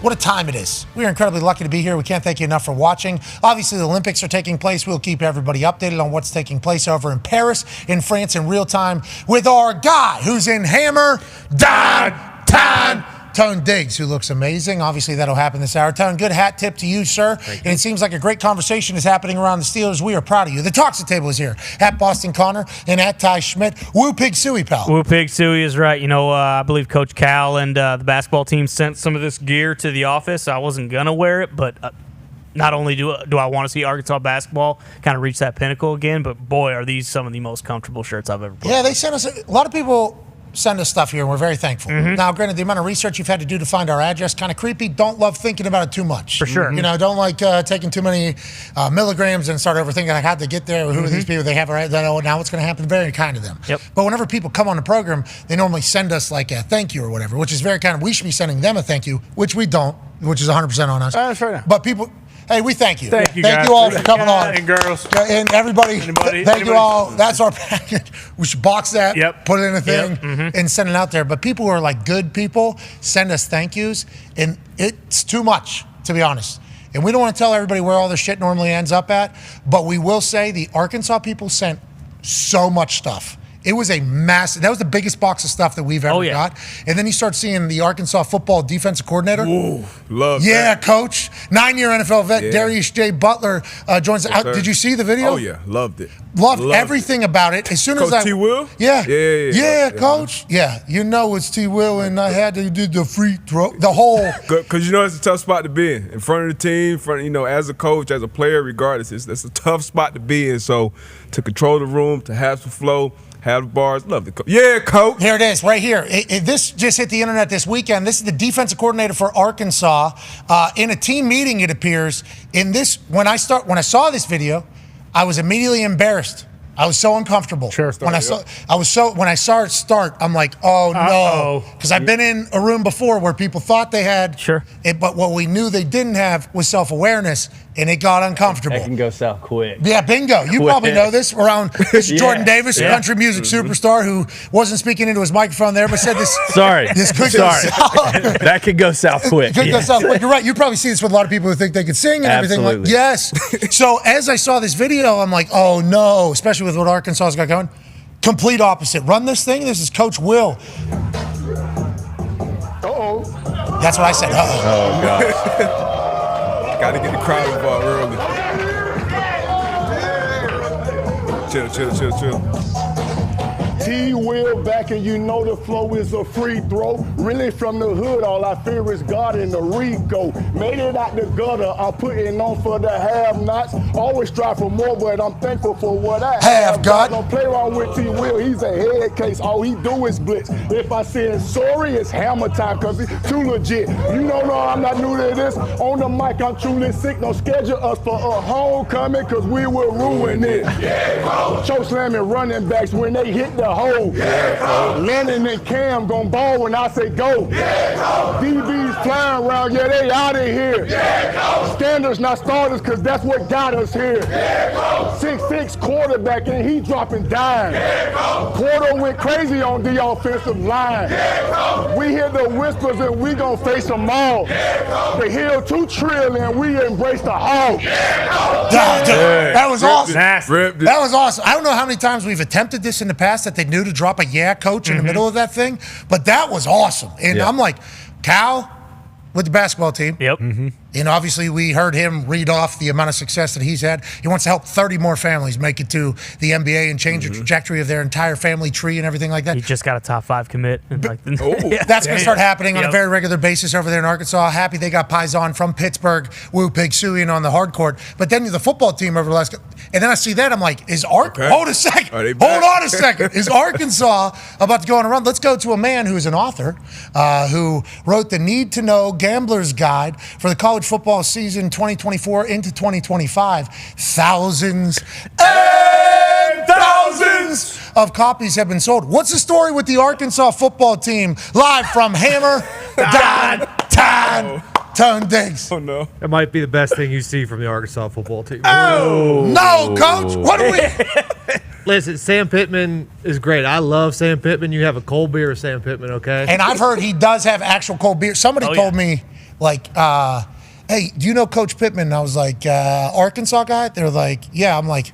I won't have cold beer after a game. I remember he said that after a big win. He said he's going to have a cold beer. Then he came on game day, and the only thing I could ask him about was like, hey, how many cold beers are we having after this game day? They said, no, he lives the gimmick too. Like he will slam some cold beers. Like that is just operating procedure, which makes me love him even more. What are you talking about? Well, KJ Jefferson's gone. Dog. Which is a dog. He's a dog. Their team total, season win total, is over under 4.5. Patriots. You didn't see? Did you see that team? No, I saw it. I did. The schedule is super tough. There's just kind of a rebuilding year. Okay, thanks, Tone. Live from Hammer. Anything going on in the Olympics right now, Tone? The men's all-around is going on right now. I don't think it doesn't look like we're getting any medals in that right now. 3 p.m. today, the men's basketball team plays South Sudan, as you said earlier. It's a little bit of a slower day than yesterday. Guinea's getting big medals spread today? there, too. What's that? Can someone else ask that question? What Because did when you it say? comes out of his mouth. Guinea's getting any medals today? What do you who are you talking about? Guinea, the new country. You found out about It's not a new country. I think it's been around. Yeah, it's an old I know, but the country. one that just became a new country to you, Pat. Well, you too. You tell me you knew that Guinea existed? No. I did not. Okay. I learned that walking out of I've here. known for a while, but I'm just saying, did they get any medals today? Did you? That's a good question. Can we go to Hammer? Dahn. Do you have an answer about the Guineas down there? I don't believe the country of Guinea got any medals today. How about the Italians? The Italians did, yeah.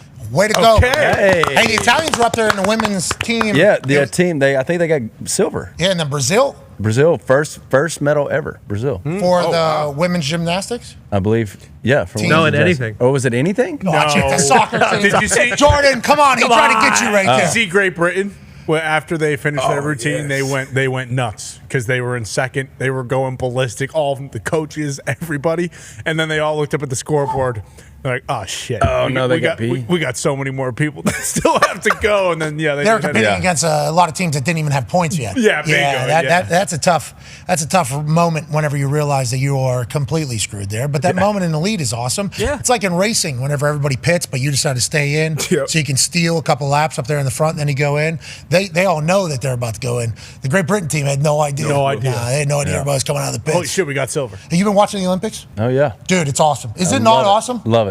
Now, there's some people that are going to hate it because of what happened on Friday at the opening ceremony. There's people that are like, I don't know those sports, I'm not going to watch them. It's like, that's why you watch them. No, handball has been something that I've why do I like this sport so much? And why aren't we great at it? Why are we all doing? I feel like that's going to be the next pickleball thing. I feel like joining us now is a man who might have the answer. He's former president of the state of Ohio. Mm-hmm. I do feel like back in the day, whenever whoever in our country was deciding what sports we were going to focus on, I think that person might have had a little beef with the handball community because that should have been a sport that it fits into our sports Rolodex as well. Yeah. It's basketball, it's hockey, it's football, it's baseball, lacrosse. I mean, we're talking about handball, right? Did y'all see that shit we put out there for our 3-on-3 team? Oh my god. Okay. I mean, did you see the shooting memes? I mean, no, but that's the first time I was reminded of Jimmer Fredette in a long time. He's supposed to be 3-on-3 god. Yeah. We came in dead last in shooting. America. What happened there? Well, we're not sending any SEALs. We're not sending any SEALs. We have zero special ops people right now in the rifle and the pistol. I know. What is that all about? I don't think they do. The other countries, I don't think they do either. I don't care what they're doing. They had assassins in it. We're not using those Mickey Mouse air pistols. You give me a Colt 45 or a Magnum, guess what? Yeah, we're winning every time. Oh, so it was the choice of the gun. Yeah, those little the gimmick firearm. guns with the, how many Americans you see with the Terminator goggles and the little Mickey Mouse air guns? This ain't state fair. Yeah. You give me. We want the bent rifle actually at the state fair. Exactly. Who can shoot out the actual star? Boom. That's what we want to know. We can. Yeah. Whatever the case, we need to send our best shooters out there. We can't be losing to these other countries, and it's something that we should be the best at. Yeah. That is something we should be bragging to the world. We're better than them. For sure. We can't just have assassins sitting there just. Yeah. I mean, and no selling the win, too. World record. Yeah. I'm going to go kill 50 fucking people. Yeah. That's what that person did. Yep. We need those dogs, man. We got to have those dogs on the. Why don't you write a song about it? Yeah. We need the dogs. We need the dogs. We need the dogs. We need the dogs. Now, I know in the South, probably get Georgia. Everybody will say they're the dogs. Yeah. But as a society, we do need the dogs. Yeah. So you and the Hicks get together in the Blackbird Boys. On the way back to the venue, we're gonna figure out. Yeah, we please need do. the dogs. Joining us now, ladies and gentlemen, is a dog through and through. A college football national champion, a Super Bowl champion, a Ryder Cup winner, and a guy who would have been phenomenal at handball. Didn't even think about putting him into the mix. This guy playing handball would destroy the world. AJ Hawk. Yeah. AJ, you'd be great at that sport. Guy ran a 4.4 or something like that. Yep. You could throw, right? Athlete. Yeah, I could throw a bit. I was a pitcher as a kid, but man, yeah, it would be a sport if you got into it at a young age. I think you could definitely excel for sure. I think we would do it, and it's entertaining to watch. Have you seen this table tennis? Our guy Ja.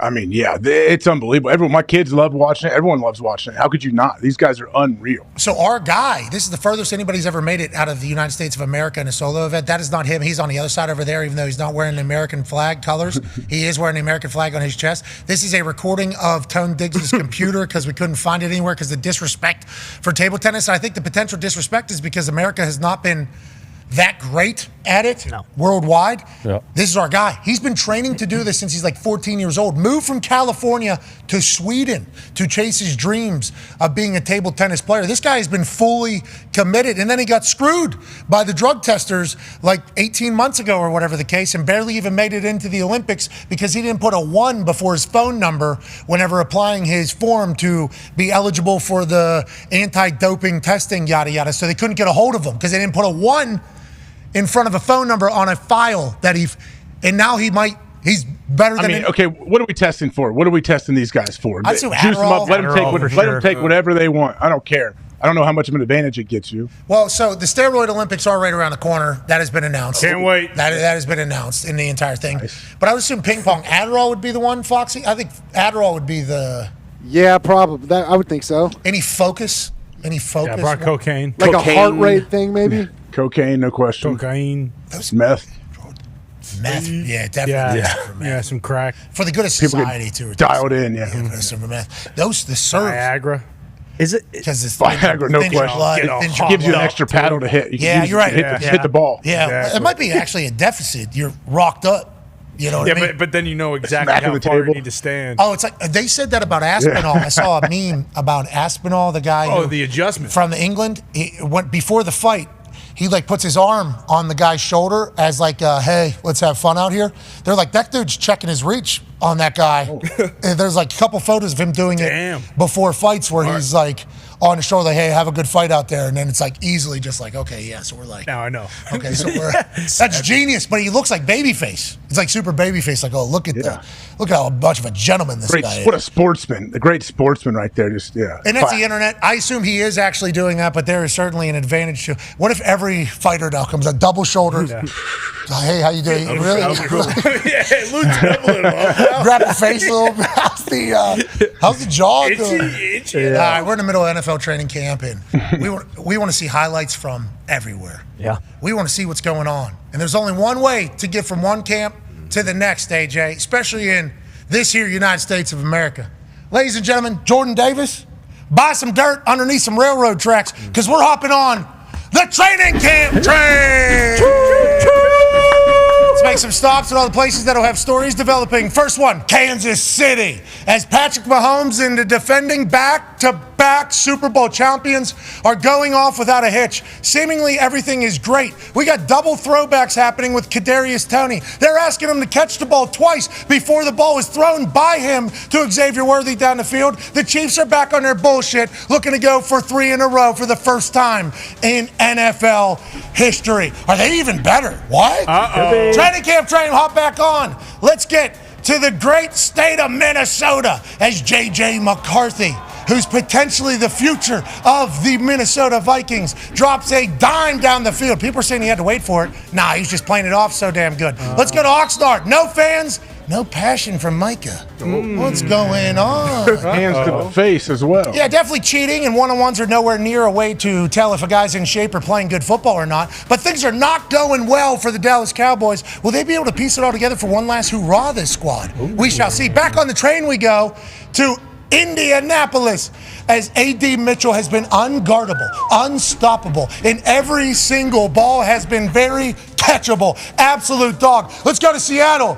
Oh, no, that's Bobo. Oh. Diving fingertip catch with a Guardian on top of his helmet. Looking like a dog, catching like a dog. Geno Smith is back for another year, and DK Metcalf is still playing football for the Seattle Seahawks, making absurd catches. Is this Seattle Seahawks offense going to get back to number 1 in the league like they were 2 years ago? Maybe. We shall see. Let's go to Pittsburgh. Speaking of offense, Justin Fields drops a dime to George Pickens. Now we're hearing that Justin Fields is playing great.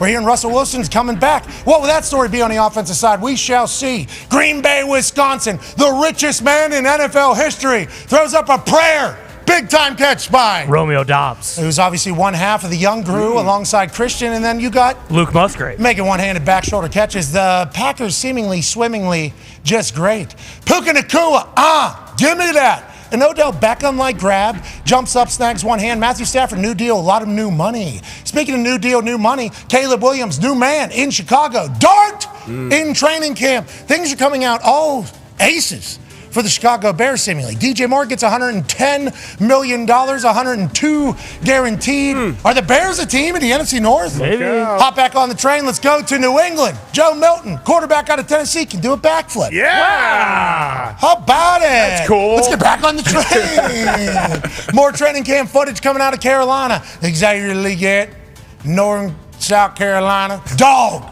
He is also not the only talented individual that has joined the Panthers over the last couple of years. Bryce Young, remember, we all forgot about him. He kind of dresses like a high schooler going to camp, but he still can spin that thing. And they protect him, put him in a situation where he could be worthy of that number one pick. We shall see. Let's go to Los Angeles. Our most entertaining camp by far. One-on-ones against Derwin James. Don't love that crossing route one-on-ones. Lab McConkey? Lab McConkey ran an 85-yard route. Derwin James couldn't keep up with him. Justin Herbert threw a strike, though. Speaking of strikes, what the hell's going on between Garrett Wilson and Aaron Rodgers? These guys get on the same page or what? What's going on with the New York Jets? Not good. It's supposed to be a year, and all of a sudden we can't see eye to eye on anything, seemingly. This is good conversations to be having in training camp. Obviously, don't want to have these during the season. Let's have these now. We'll get on the same damn page. But obviously, that's going to be a lot of drama. The training camp train rolls on. Boys, just like the last time we hopped on that train and we hopped off of it, I asked you guys, what's your favorite stop of the train that we just took? AJ, we'll start with you, pal. What's your favorite stop that we took on that incredible training camp train, and why?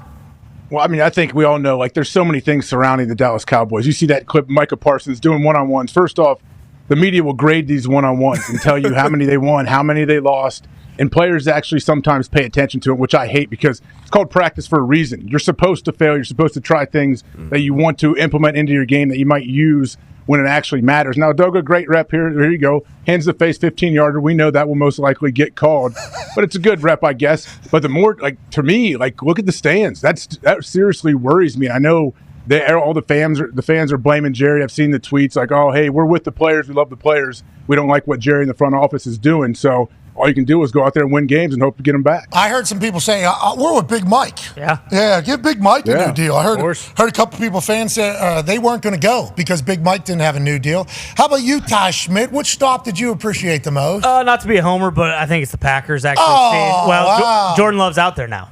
So I mean, it was nice seeing Sean Clifford getting all the first team reps, but Jordan Love, and then also Jair Alexander said, like Roger said it a couple years ago when Romeo Doubs was a rookie about how good he could be, his work ethic, how much of a pro he already was, and that's kind of what everyone has been saying is like, hey, the sky's the limit is for this guy just because he works so hard, he's looked great, he has a good rapport with Jordan Love. It's easy to forget how young this team is, but like all the guys that Jordan Love's going to be thrown to are either in their first or second year, which is huge. So just him getting out there, getting all the reps, and we haven't seen anything from the defense yet, but a lot of people are saying, hey, the difference between the defense now and last year with Jeff Hafley being the defensive coordinator, super aggressive. So I'm very, very excited that everything's kind of back to normal at Packers camp. We heard the choo-choo coming into Green Bay. We Absolutely. knew you were going to get pretty excited to do what you do. Absolutely. We knew that. Jordy Nelson hopped on a train back in town this weekend as well. Love that. OG's coming back around. Yeah, maybe, I don't know, talking to, maybe giving some game to some of the younger guys. I mean, that never hurts, does it? One of the greatest receivers of all time. And right there, he was answering a question about how to round up a cow. Yep. If that son bitch is getting too out of control. That's right. He'll run that thing down. Doesn't need a horse. No. Doesn't need a four-wheel. Nope. You remember this guy used to run go routes past everybody. They used to call him White Lightning. That's right. He said if Wonder Bread passes you, that's a problem. Then they realize he's running by everybody. And you should see what the cows say about this son of a bitch. The cat. Now listen, there's been plenty of DB meetings that have revolved around, let's not lose to the white guy. Okay? Can't be getting smoked by the white guy. And then those meetings quickly changed to, hey, This ain't your average white guy. Yeah, bingo. Right? That's pretty accurate. Pretty dead on. That was exactly what it was. Hey, this farming fuck, okay, cannot be the guy that. And then a year passes, and they're like, "Hey, listen, This guy's really good. this farming fuck, This guy. he was able to play forever too. Seemingly had a great report. He's back in Green Bay. That's good news. Love that they've been able to do what they do. And once again, I was completely wrong about the train that stopped by Gutekunst's house a couple years back. Seemingly the right guy for the gig. Can't wait to see what he does forever. You know, because that's the type of job you get in Green Bay. If you do your job well, you can have it for 50 years. Yeah. And then you can potentially move into the president role, right, AJ? I don't know enough about it, but that's like legitimately possible, right? Oh, yeah. If you're great at what you do, they want to keep you around. Absolutely. Yeah, because owners are normally the ones who like get sick and move. Like, we want this, we want to do this. They have like a group. So it's like, hey, if this is working, let's just stick with this. And what a job to have in that town that I was there, last week? Yeah. It's awesome, dude. That felt like it felt like I went into a movie. Camp, yeah. Seeing camp takes me back to just being there and feeling like the atmosphere of camp. It's crazy. Every single day is like a game day atmosphere. You go into like a movie. It was like a movie set. You're going back in time. You're going back in time with people that are super nice, that all they want to do is support the team. Like, a lot of training camps, you might hear a lot of negative stuff every once in a while yelled out. At Green Bay camp, I don't think that's happened. Dude, it was awesome. 2 people walking their dogs. Mm-hmm. One had Green Bay Packers on sidewalk. There's actual sidewalk there, obviously on street as we're driving through there. 2 people walking dogs. Okay, I'm at stop sign.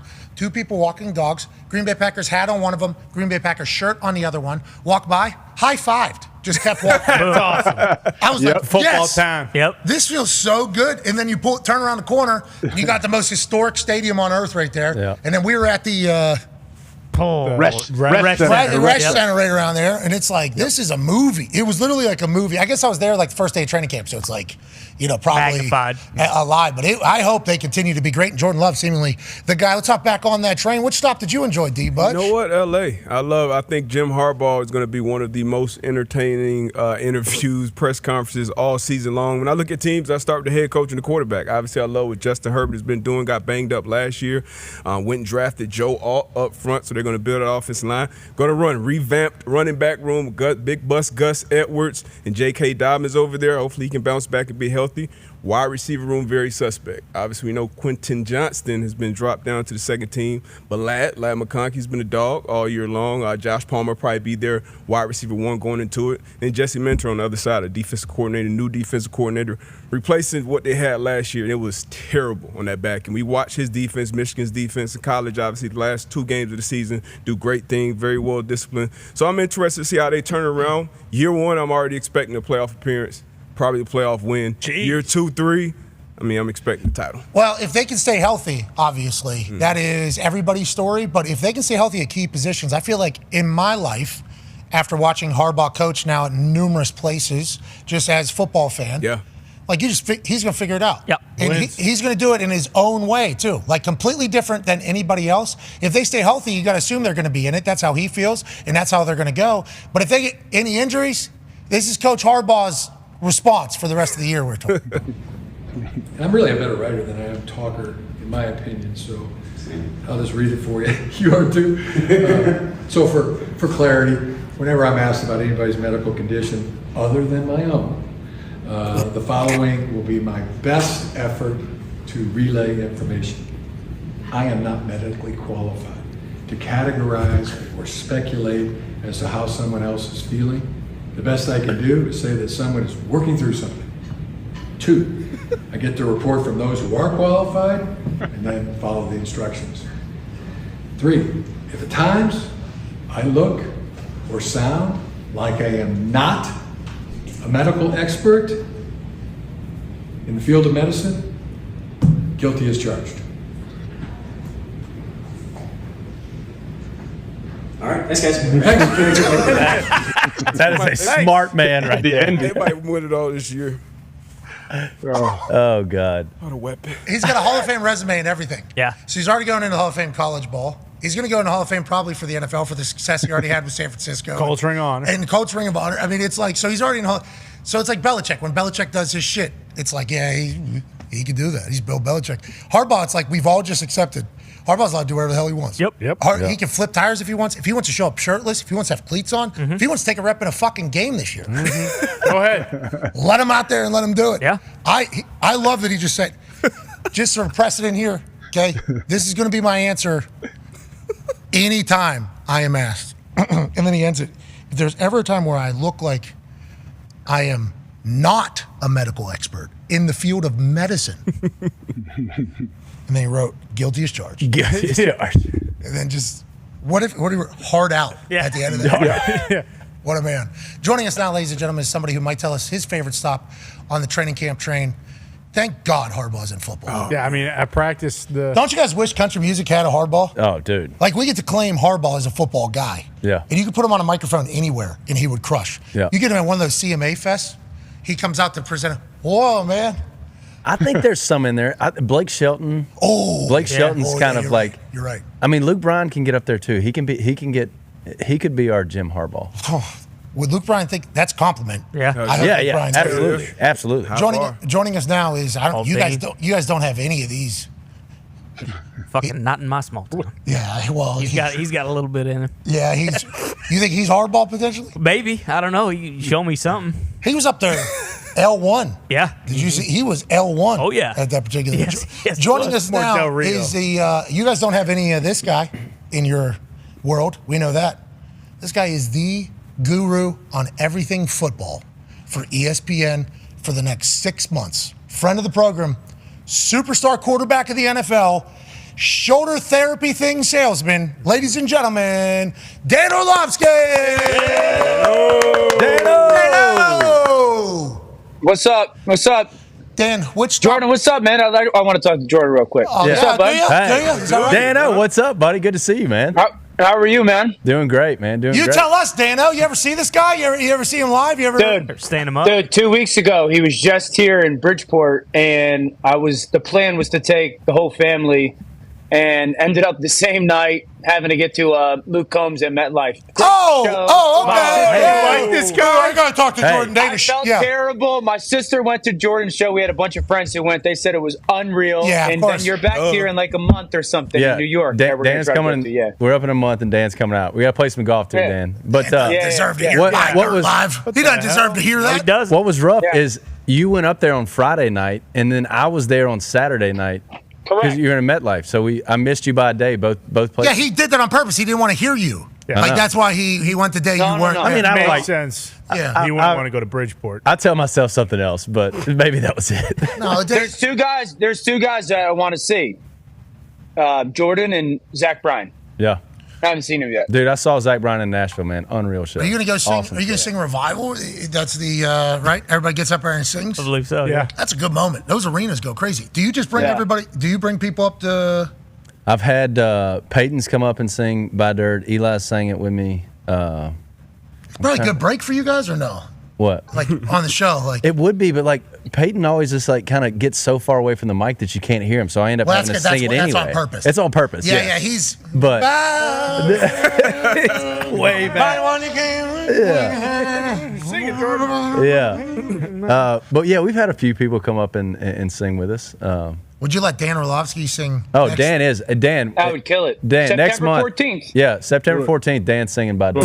Yeah, it depends on who else is playing Yeah, on don't September bail 14th. this time, Dan. I think if we learn anything from Dan, it's Ticket like sales down he's the got tube. options. You know, he's got options. Yeah. It might be Bluey live in Could be. town. You have no idea. Might have to stop by that. All Dean. All right, Dan. We appreciate you disrespecting our guest today a few weeks ago. That was very kind of you.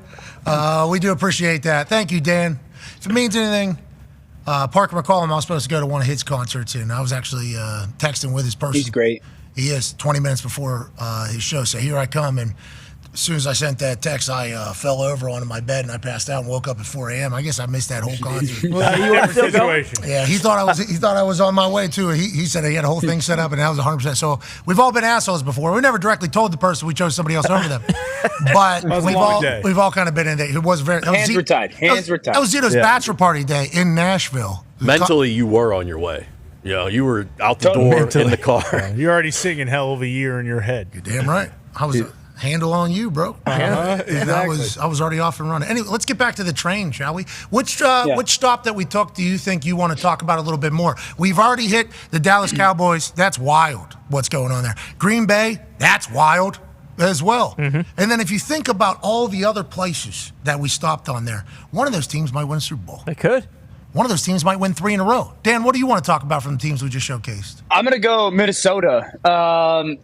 We've had a couple years stretch now, like AFC West, best division of football, AFC North, best division of football. I think that the NFC North could be the best division of football this year. High end with both Detroit and Green Bay.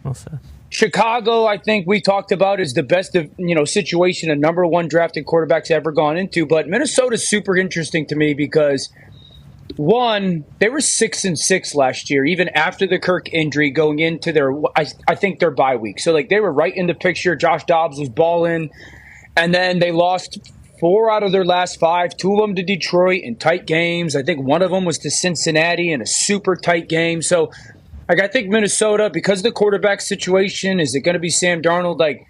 I feel whatever quarterback plays is going to play well.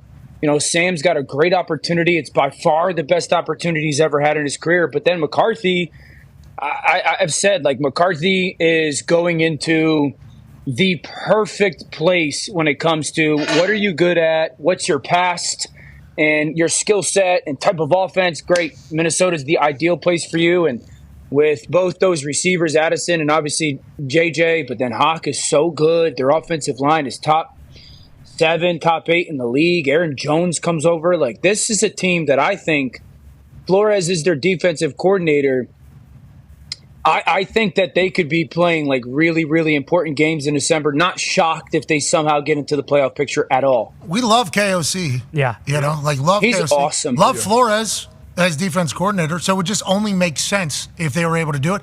There's a lot of negative shit, though, all offseason, seemingly. Just that was the only storylines coming out of Minnesota was the Kirk Cousins stuff obviously started, then some off-the-field stuff. Then, there was never really any positive, didn't feel like. Even when J.J. McCarthy was drafted, there's people is this And then Sam Darnold comes over there for a cheap price, and they're like, has he ever been? There's been a lot of question marks, except for Justin Jefferson. That's the only. Justin Jefferson is a bona fide superstar, but can you win whenever you only pay a wide receiver? That's only been the conversation around Minnesota, and you bring up a lot of points that make me go oh yeah, Kevin O'Connell was literally drawing plays in the dirt for the Astronaut and winning it. And Flores, his history on the defensive side, not head coaching down in Miami, obviously. That didn't work out. It's certainly gone a different way since then.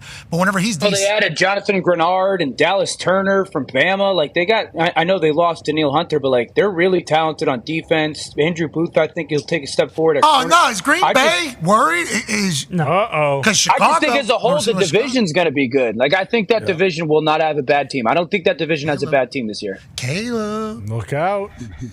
Caleb. DJ Moore. Yeah, Dan said they'll be in the picture late. Chicago. Eberflus's defense. He is going into a great situation. Yeah. Weapons, offensive line, good defense. Seemingly a team that's already built, which is why the Justin Fields people were like, excuse me. And this is what we were finally. That's what we were trying to get to here. But if the Bears go, and Dano points out some very real things about the Minnesota Vikings, and then obviously we know the Lions are. And then what is? No, we can do this whole song and dance, but it's horse shit. Can Caleb play outside in the cold? That's what I'm excited to see. USC boy. It's been raining. Remember, because the cows. Yeah, sure. Isn't he from DC? Yeah. When was the last time he played in the cold though? Good question. Notre Dame last year and stunk. Whoa, Tom. We like Caleb around. I do like Caleb, and I do like seeing July 31st. The guy already sucks.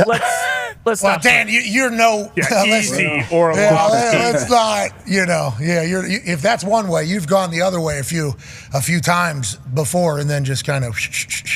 But I like Caleb. I like him a lot. I do agree. I think the whole division is going to be very good this year. NFC North football, baby. Yeah. Go ahead, AJ.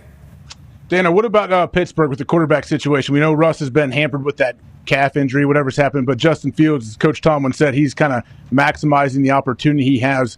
How much longer can we go and continue to see Fields seemingly playing well, and it looks like they're fighting for him as well at practice today? What do you expect from that whole QB battle? You think it's an actual quarterback competition? It would be Justin, show us you can't do this for me right now. As I go into training camp, when Russell and Justin went over there, I was like, this should be Russ's job. It's play action based offense. He could play in a way that you're not going to hurt the football team. And now that the door has been opened for Justin to get the reps because of Russell's injury, it's forced me to sit back and think, Okay, let's live in the hypothetical world and fast forward 7 months. The Steelers are going to be good. I don't care who the quarterback is. They're gonna be a good football team. So that means if Russell's your starting quarterback for the majority of the year and he plays good, he's not. I don't think Russell's going to be what he was 4 years ago, but he plays good. You're then, as an organization, sitting somewhere picking around 20 to 24, and then you have to ask yourself: are we going to pay a lot of money to Russell Wilson at 36 years old when he's only had a good season? And not know anything about Justin Fields, or again, you're going to be good. Let's play Justin Fields. We can become the Baltimore Ravens that early days of Lamar Jackson. We can be the best run game in the NFL with our offensive line, those two backs, and utilize quarterback designed runs. That's my only question about my at least mindset on this is Arthur Smith didn't do it a lot with Desmond Ridder in Atlanta last year. I thought he would do it a lot more.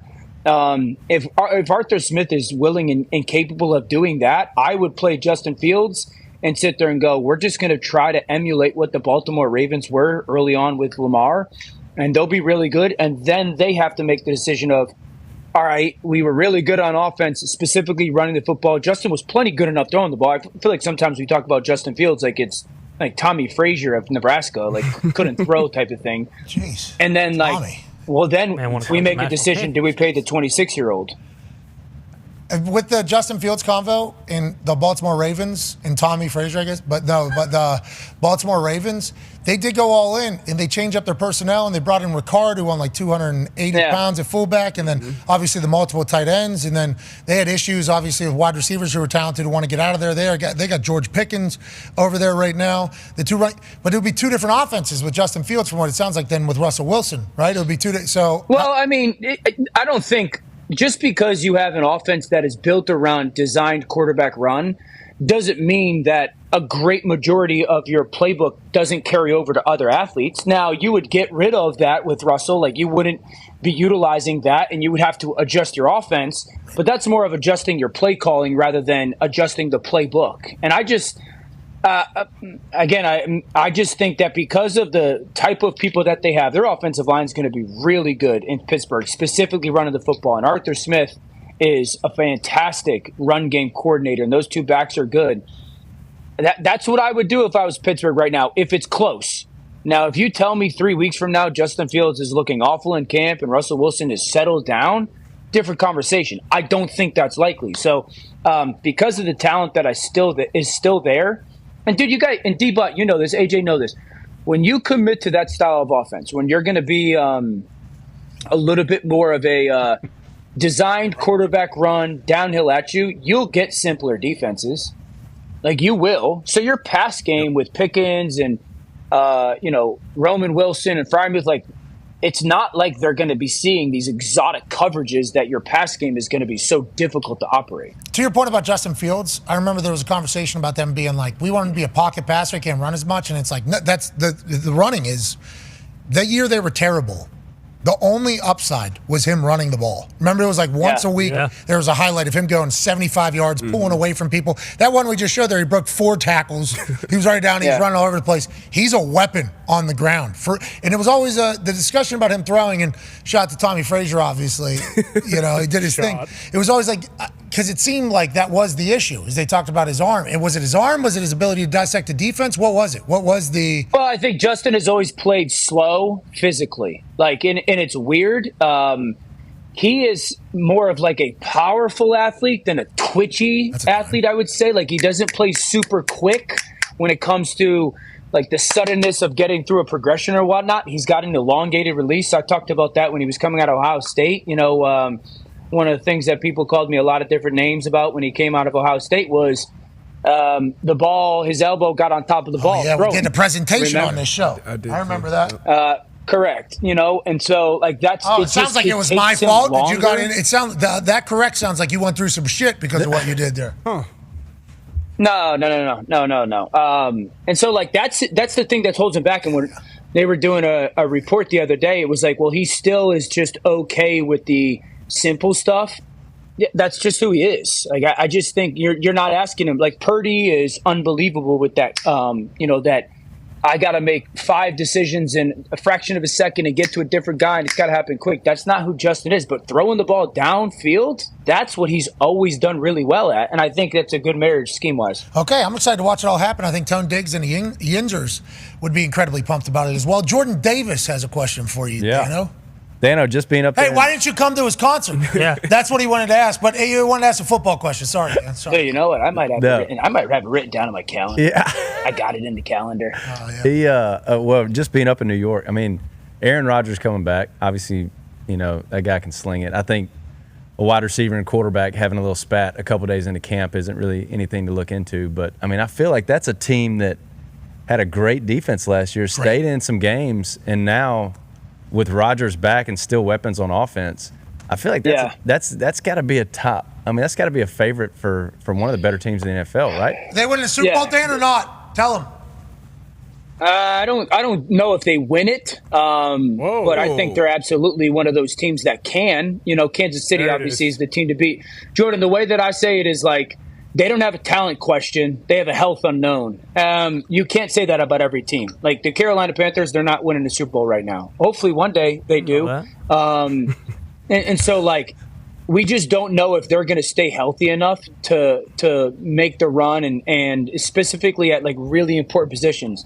Left tackle. Mike Williams has got to be opposite Garrett Wilson and stay healthy. Their right tackle. You know, so their offensive line has got to stay healthy. I was doing a little bit something yesterday. The Jets, so Aaron coming over, one of the things that has made Aaron an all-time great, outside of a bunch of different things, he doesn't throw picks. He just doesn't.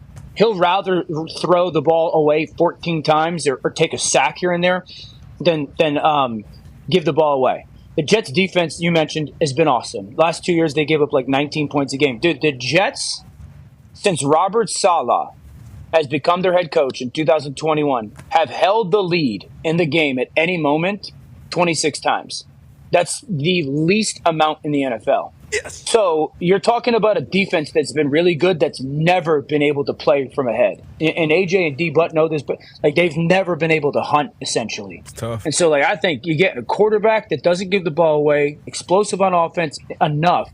Dude, that defense goes from like being really good to being like now they can just choke you. Yeah. What was that thing? Yeah, Dan, were you the one that said that if they don't win the Super Bowl, that this could go down as the worst trade in NFL history with Rodgers going to the Jets? You said that? Whoa. I think it goes down if they don't make like a serious Super Bowl run. Win the Super Bowl, I think, is the expectation, but like you got to get to AFC Championship game, Super Bowl. I think it goes down as one of the worst trades in the history of the NFL. Absolutely, strictly off expectations. Dude, off expectations. Everyone's like, well, they only gave up a second-round pick. I mean, obviously, the Russell. Did you see what the? I'm not gonna even say it. Hey, Dan, I'm fighting for you over here, man. You're catching strays. And I'm out. Man, I don't care. Expectations-wise, dude. I don't want to say Aaron was. He had a good career. And he's a colleague of ours. And he does great. Do you remember what the Washington football team's name at the time gave up to the Rams? Triple sticks. To go get who? That's not his name. What? That is not his name. Bubby. This guy has a statue of Baylor. Bobby Triple Sticks? You need to watch Heisman winner. Bobby Tripp. He has a statue. Dude, him at Baylor was fun, man. That was It was awesome. Yeah, you guys built are a looking at statue. strictly That what Wednesday they gave played up. really well for the Ravens. About the Ricky Williams. He did. The Wednesday afternoon, we got the. I enjoy Robert Griffin the third. Okay, I do. But like what they gave up in that particular, like when you say worst trade in the history of the NFL, like that was without even thinking. I didn't even know you said that until Ty literally just dropped in my ear and said, Dan said that would be the worst trade in history, just like the other day or something like that. I'm like, yeah, I believe that. I've done no research. Off expectations, dude. What is that even? Off expectations. Aaron, okay, so the Herschel Walker, Ricky Williams, Russell trades are more because of what was taken to go acquire that player, like what you gave up to go get that player. I'm aware of that. Dude, the Jets have one of the best defenses in football over the last 3 years. So naturally you go, if you guys could just get good quarterback play, you're going to be an awesome football team. Then they have a second-round pick.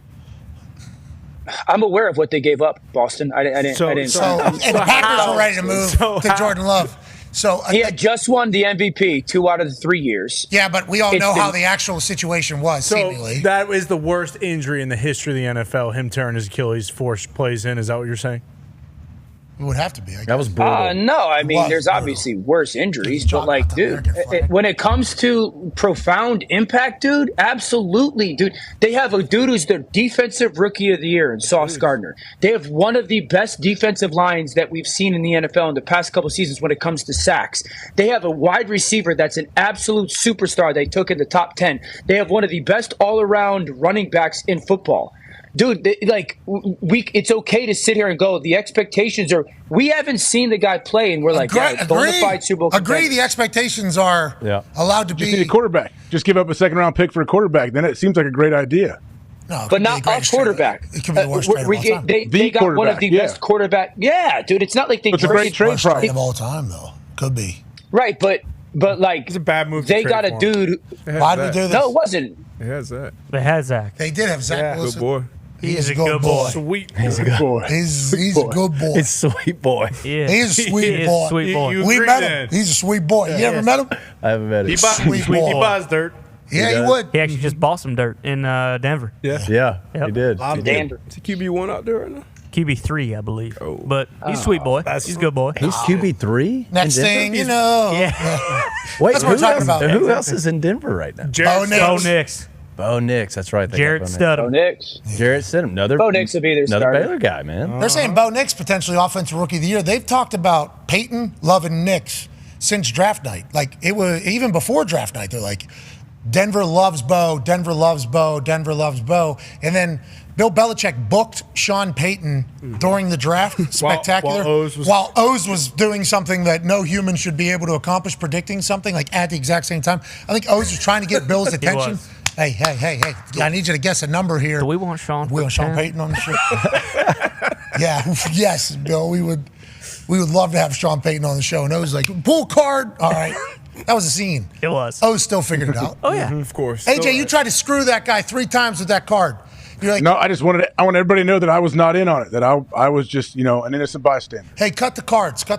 Hey, AJ. As many times as you want, he said. Yeah, but then you cut it. You hand it back to him. You say you like it. You go, nope. You take it back. You're like, you're not doing any of this shit. I like that. Yeah. And then he cut it twice. I like that. It was a full-on. We're trying to get Oz. We've talked about this the other day. I was trying to get Oz on College Game Day the first time he was on there. I said the wrong card. He was Lied to his face. He's like, nah. You were thinking another one. It was like, yeah, you're right. I was. Yeah. And it was. I mean, not on camera. The D-butt contacted his phone. Yeah. The guy's a weapon. He's an alien. He might be a time traveler, right? Could you imagine how many uncomfortable situations, if he's a time traveler, he's had to go through and then go back? All right, go through your phone. I'll be able to pick a name. And it's like, Jack or something. He's like, no, you idiot. Just, I'll be right back. What was the time traveler movie?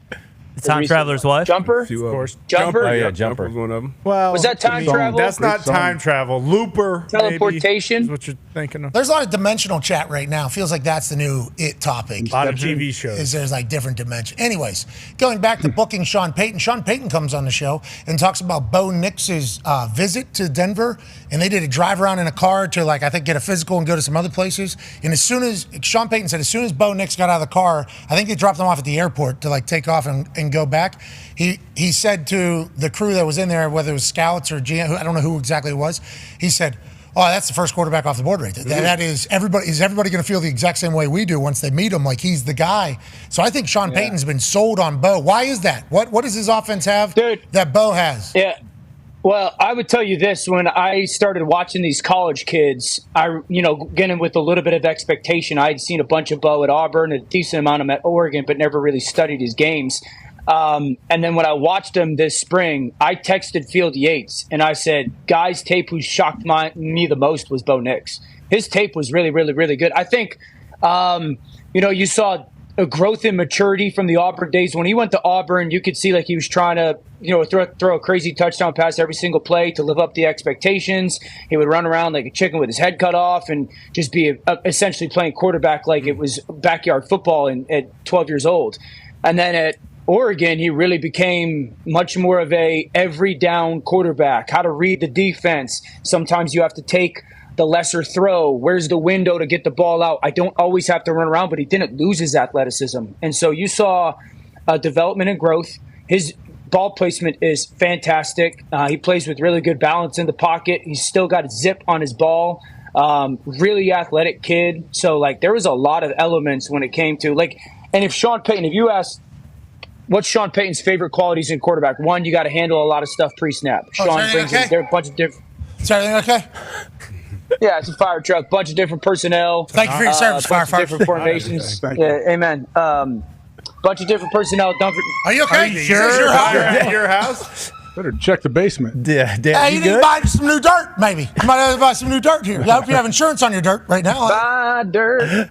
Can't live without. We're ruining it. Just as good. Next thing you know is just as good. No, thanks, Dad. You should hear this new one just released a couple days ago. Yeah. Have you heard it, Dan? Have you heard his new song? Big fan, huh? Dan's heard it. Dan's heard it. Dan's heard it. No, he has. This is Dan's an asshole. I'm telling you, you can't do it with this guy. Shit. I think it's called I Ain't Saying or something. I Ain't Saying, yeah. Is that what it's called? Yeah. Boom.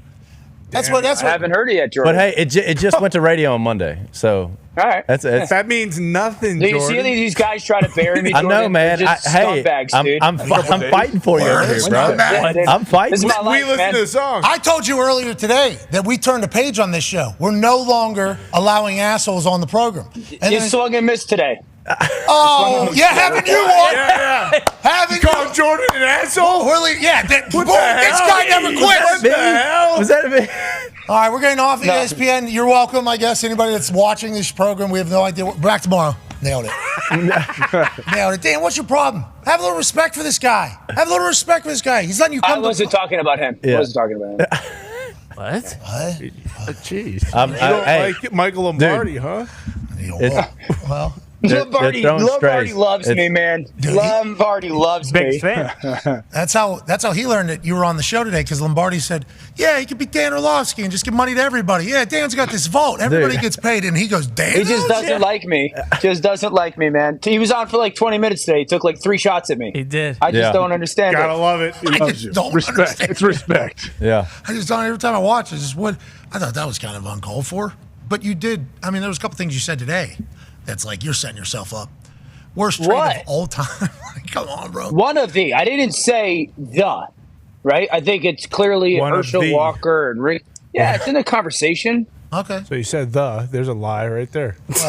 Well, I left out a couple important words at the beginning there. I'm just saying. Jordan, you like this guy? We still like this guy? Yeah, dude. Dan's the man. I'm fighting for you, brother. We love Dan. We do. Which is why we talk to Dan the way we talk to Dan. You know, Dan Orlovsky has really taken this world by storm. Yes, truly. You're not on TV today, though. You haven't been on TV other than our show? Tomorrow. I was on yesterday. I'm on tomorrow because the Texans Bears game, the Hall of Fame game. Are you live? Are you? Is that where you are right now? You're in Ohio, or are you? No. I'm at my house. Well, you better check on it. Those fire trucks are close. And we lived like literally a 7-iron to the fire station. I grew up near a volunteer fire department as well. That siren, you know, and you got a couple Broncos flying down. They're the volunteer firefighters. They got the blue light, toss that thing right on top. Oh, yeah, the old school sirens they just put on the hood. Yeah, go blow through some stop signs. Yeah. Like, hey, we're playing on the street. Well, there's fire. Car! Shit! Get the hell out of the way. Those are good old days. All right, Dan, we appreciate you, man. You're really good on our show. Take some big hacks, you know, like saying you're going to go to a guy's concert. Sure. And you don't go. September 14th, Farmingdale, New York. Dan, you're the man. I'll see you then, buddy. Let's play some golf. All right, bud. We Yes, would sir. also be remiss if we didn't say Dan yesterday knocked it out of the fucking park interviewing CM Punk. That's right, Dan. Oh, yeah. On first date. Thank you. I obviously had a little help with that, which I'm thankful for. But he was very well-spoken when it comes to like the business mindset of things that I didn't necessarily anticipate. Not as big as I thought. Whoa. Not as big as I thought. Why don't you fight him then, Dan? See how big he is. Calling him an idiot. Why don't you fight him then? You didn't love his top 5. Not as big as I More thought. than you thought, though? Also, smarter? No, I mean, I had no idea. Well, you I said mean, it yeah, surprised you wasn't that he dumb. was very like intelligent about Yeah, certain he's things. funny. No, He business said he was wise. small and stupid. Oh, No, business wise. Good Lord. I also didn't know the first name that he said when I asked him his top 5. I didn't know who he said. Harley Race. Yeah.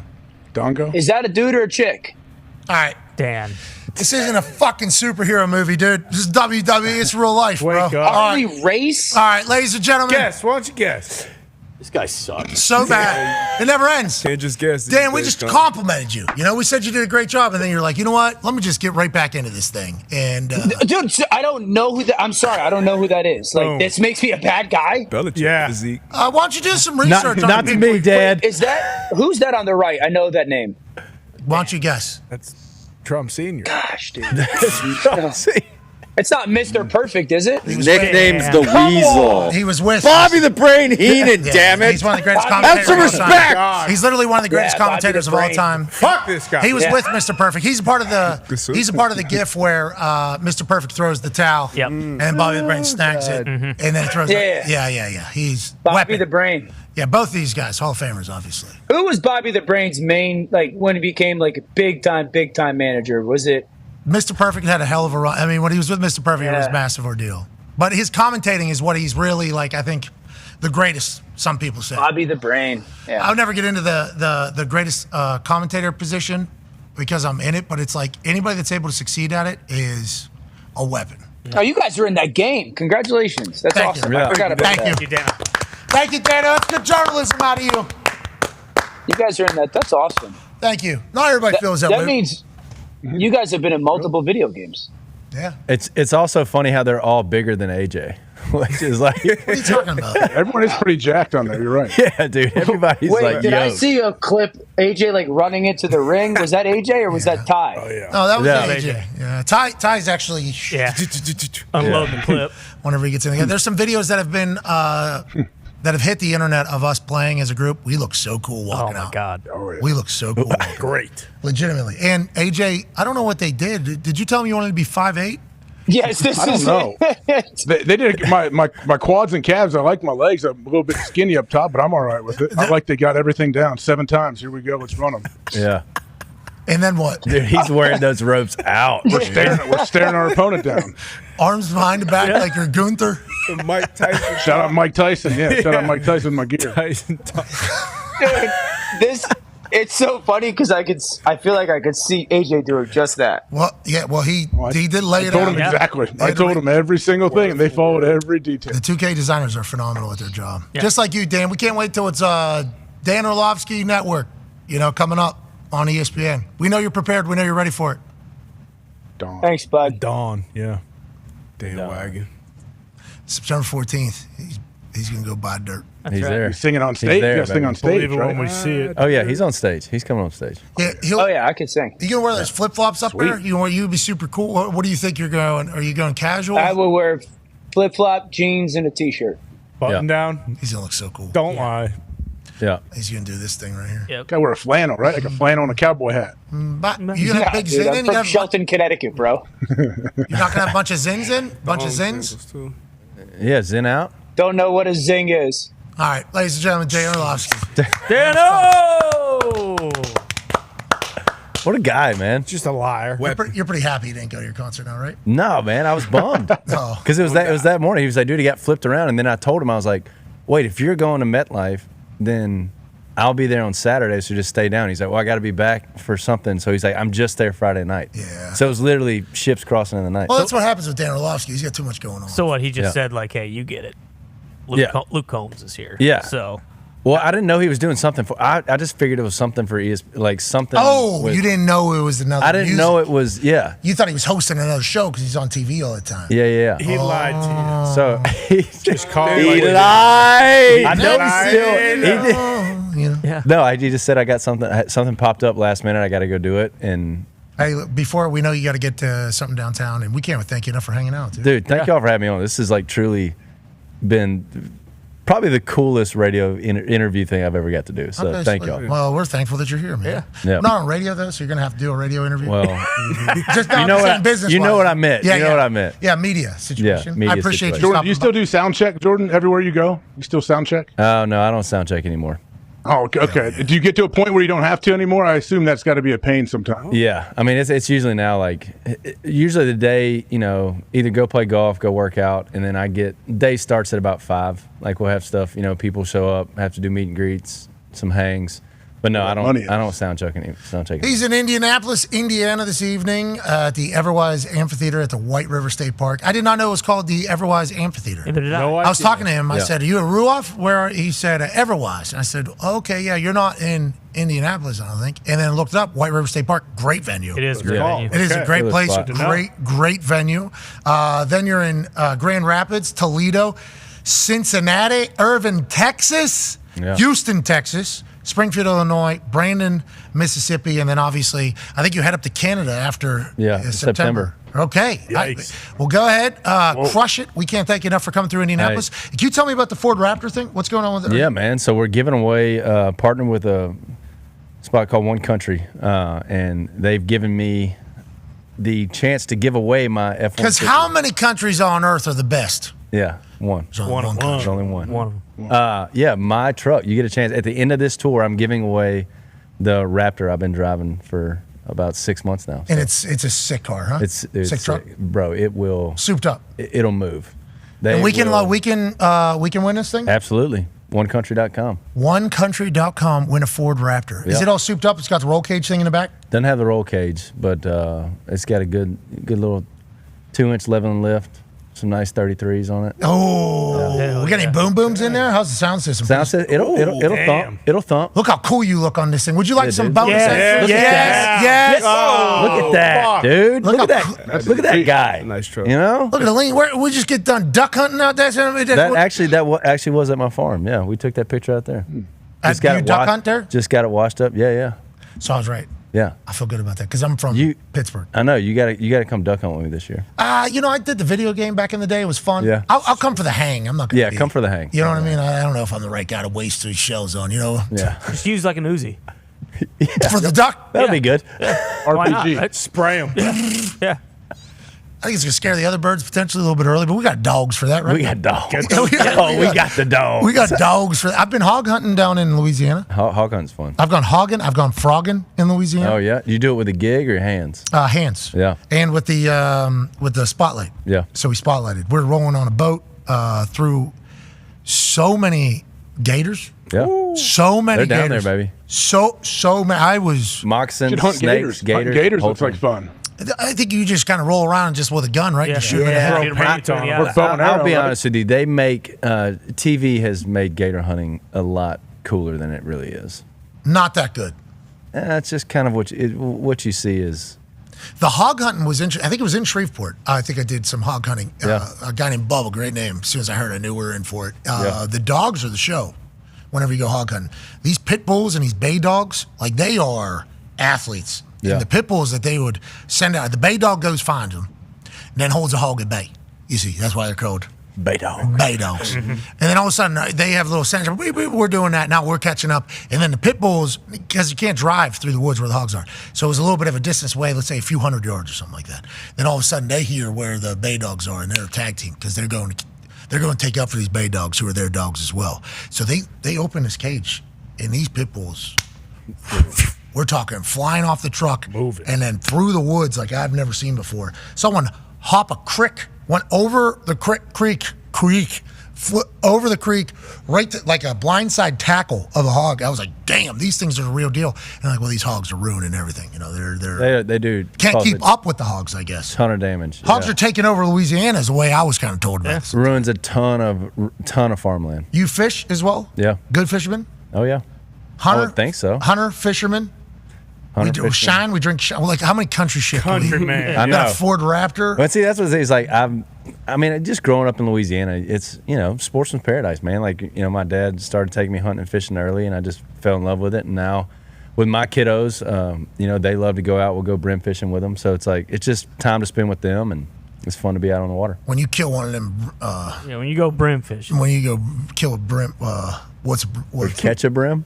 I It's like a little panfish, so it's like a bluegill. Oh, okay. okay. We fly fish. We just drop that thing in. No, this is just like with a bobber. Got it. But jeez. Hey, I appreciate you're the real deal. Hey, thank y'all for having me on. Seriously, Not just singing about it. Not just Appreciate singing about y'all. it. Actually living it. And tonight's show is going to be awesome. Yeah. I think the boys are going to go. A couple boys y'all are going to come stop on. by, and they're going to go bananas and take a break for WWE 2K24. Yeah. Go sing some dirt, come back, and kick some ass. yeah. Ladies and gentlemen, listen to his music. It's awesome. And he's a cool dude. Thank you, man. Loves sports. And loves...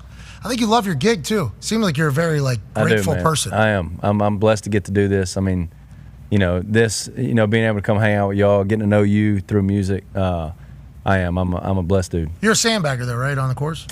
No, I didn't play good whenever we played together, but here recently I've been hitting it a little bit better. Yeah, I've been but you would still beat me.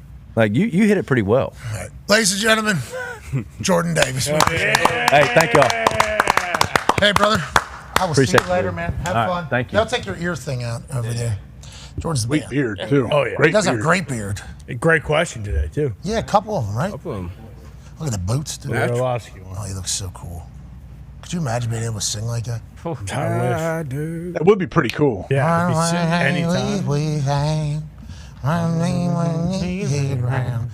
Can you become a decent singer, you think? Because I think you're born with that voice, but you can make yours better, but you can't go from just garbage to actually pretty good, can you? So they have singing lessons, right? So you would assume if they have singing lessons, you can get better. But I think there's obviously levels to this shit. I think Adele probably came into this world singing better than most. Mariah Carey, Gaga, Kelly Clarkson, Gaga, Taylor, obviously. Miley Cyrus can sing. Toby Keith. Toby Keith, for sure, rest in peace. Yep. Obviously, yeah. But those, they can. I think they have a little bit of an advantage. I think their vocal cords probably a little bit better off. That'd be cool though, just to wake up and just have just a buttery.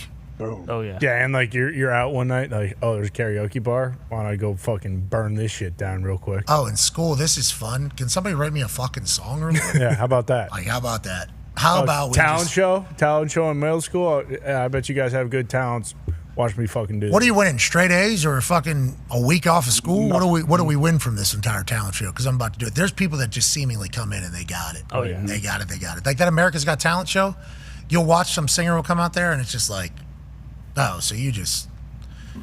How long have you been able to do that? Have you ever gone any lessons? No, I never got any lessons my whole life. It's like, Jesus Christ. Born to sing. You're a millionaire. You're born a millionaire if you're able to handle this well. That's like 7-footers. Yeah, exactly. With basketball for a while. If you're 7 foot and you can figure out how to just do a little bit, there's a time in the NBA where you were just on the team. Because we just need you to do this one right here. Yeah, Lombo mentioned left tackles. Bingo. They're not walking around. If you're a left tackle, you find you are, spot it, you see it, Yep. and you say we need it. Yeah. And we are going to keep that forever. Big Mike. Did you hear what he said about all those situations that are kind of brewing around training camp? It was an interesting, fascinating look at it all. He's like, Trent, we need to bend over backwards to get Trent done. Yep. Ayuk, nobody cares about this. These rules anymore. His franchise tag, he's on a contract. He's negotiating in good faith. Yeah. He was basically just like, what are we even doing here? But for Trent, he's like, Trent, now we need to go ahead and figure out. There's tiers and levels to this shit. That's the reality, I guess, of the situation for everybody. Oh, yeah. I've heard Lombo talk about that in his podcast. And there's certain guys that are irreplaceable, like a Trent Williams type guy. He absolutely is. But Lombo's such a zoom out, big picture dude as well. He's not plug and play each thing. It's we need to think about the future and how it all melds together. Well, sometimes people are taking too many pictures that they can't even see the big picture. They're Right. so connected that they're actually disconnected. Shout out to Pitbull. That's right, Mr. For bringing that up. But to your point about all of it, the situations are all situational. I think that is kind of the conversation piece about it. And there's video now hitting the internet. Ayuk walking out, dapping up Shanahan and Lynch. And he's wearing what appears to be Niners gear, which is good news. Lynch says, good to see you. Lynch jacked, by the way. Still a brick shit house. And there's Shanahan, good to see you. Is that a, hey, I heard the good news? Is that a, hey, I heard the good news? It looks like a nice knowing you. Pretty chipper.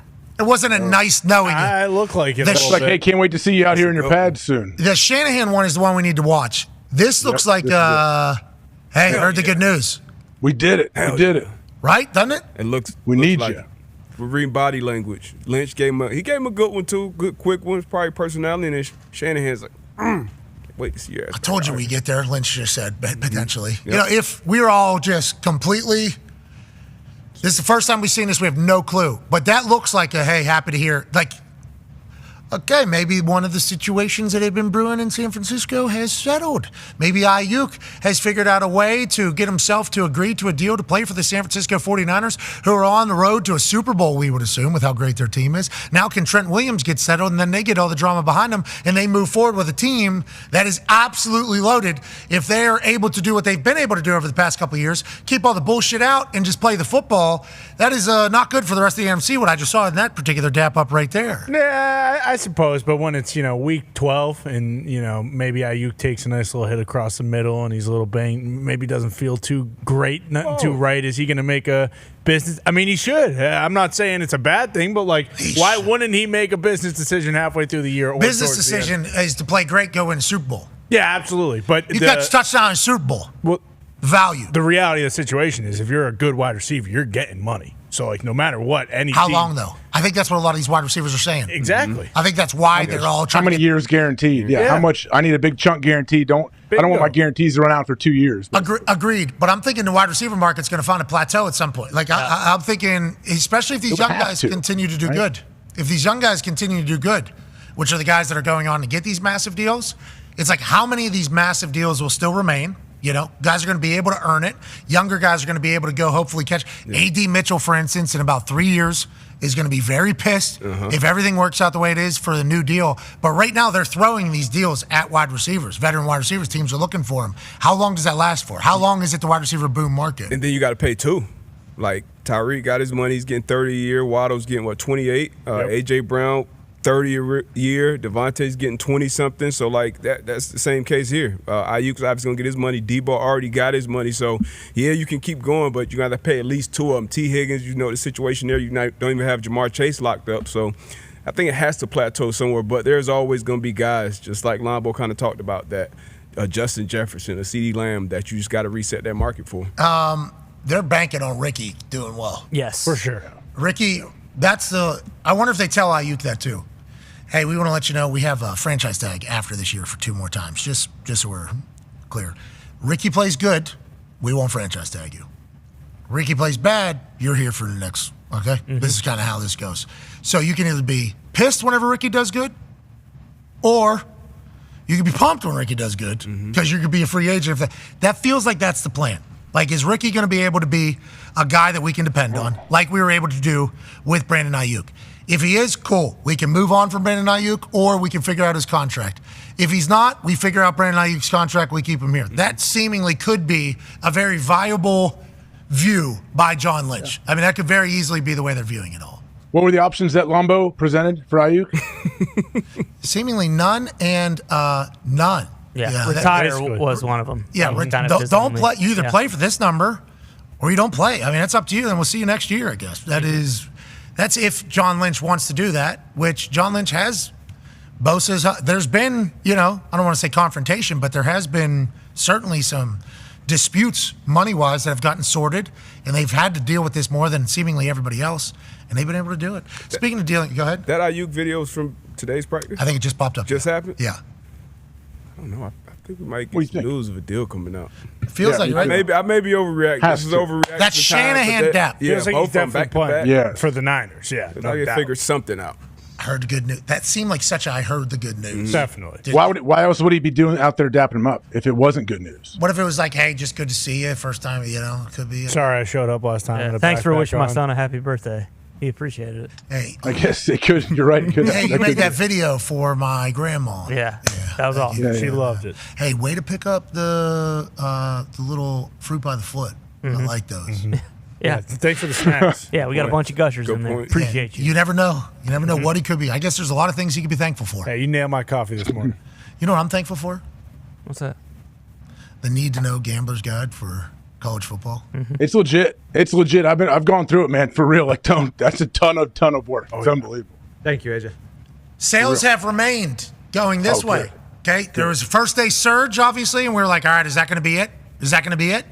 And then second day matched it. So the energy is still Hey, Tone, you did good, Cut. Hey, boy, Tony. Thank you, brother. Yeah, I mean, I think we're halfway to NYT bestseller. All right. No smoking mirrors either. Yeah, I don't know if they're going to, because we're doing it from our own site. So, No, they should recognize it. yeah, I don't know if they'll do that. We will be donating, though, all the proceeds that come from this $4.99 for the Need to Know gambling guide for this upcoming college football season. I know yesterday you were talking about, people enjoyed the over-unders at the end. Is there any other things that you've kind of been hearing from people saying, hey, thanks for doing this, and what are some things we should maybe think about whenever we're reading through it, which I've bought it. Obviously,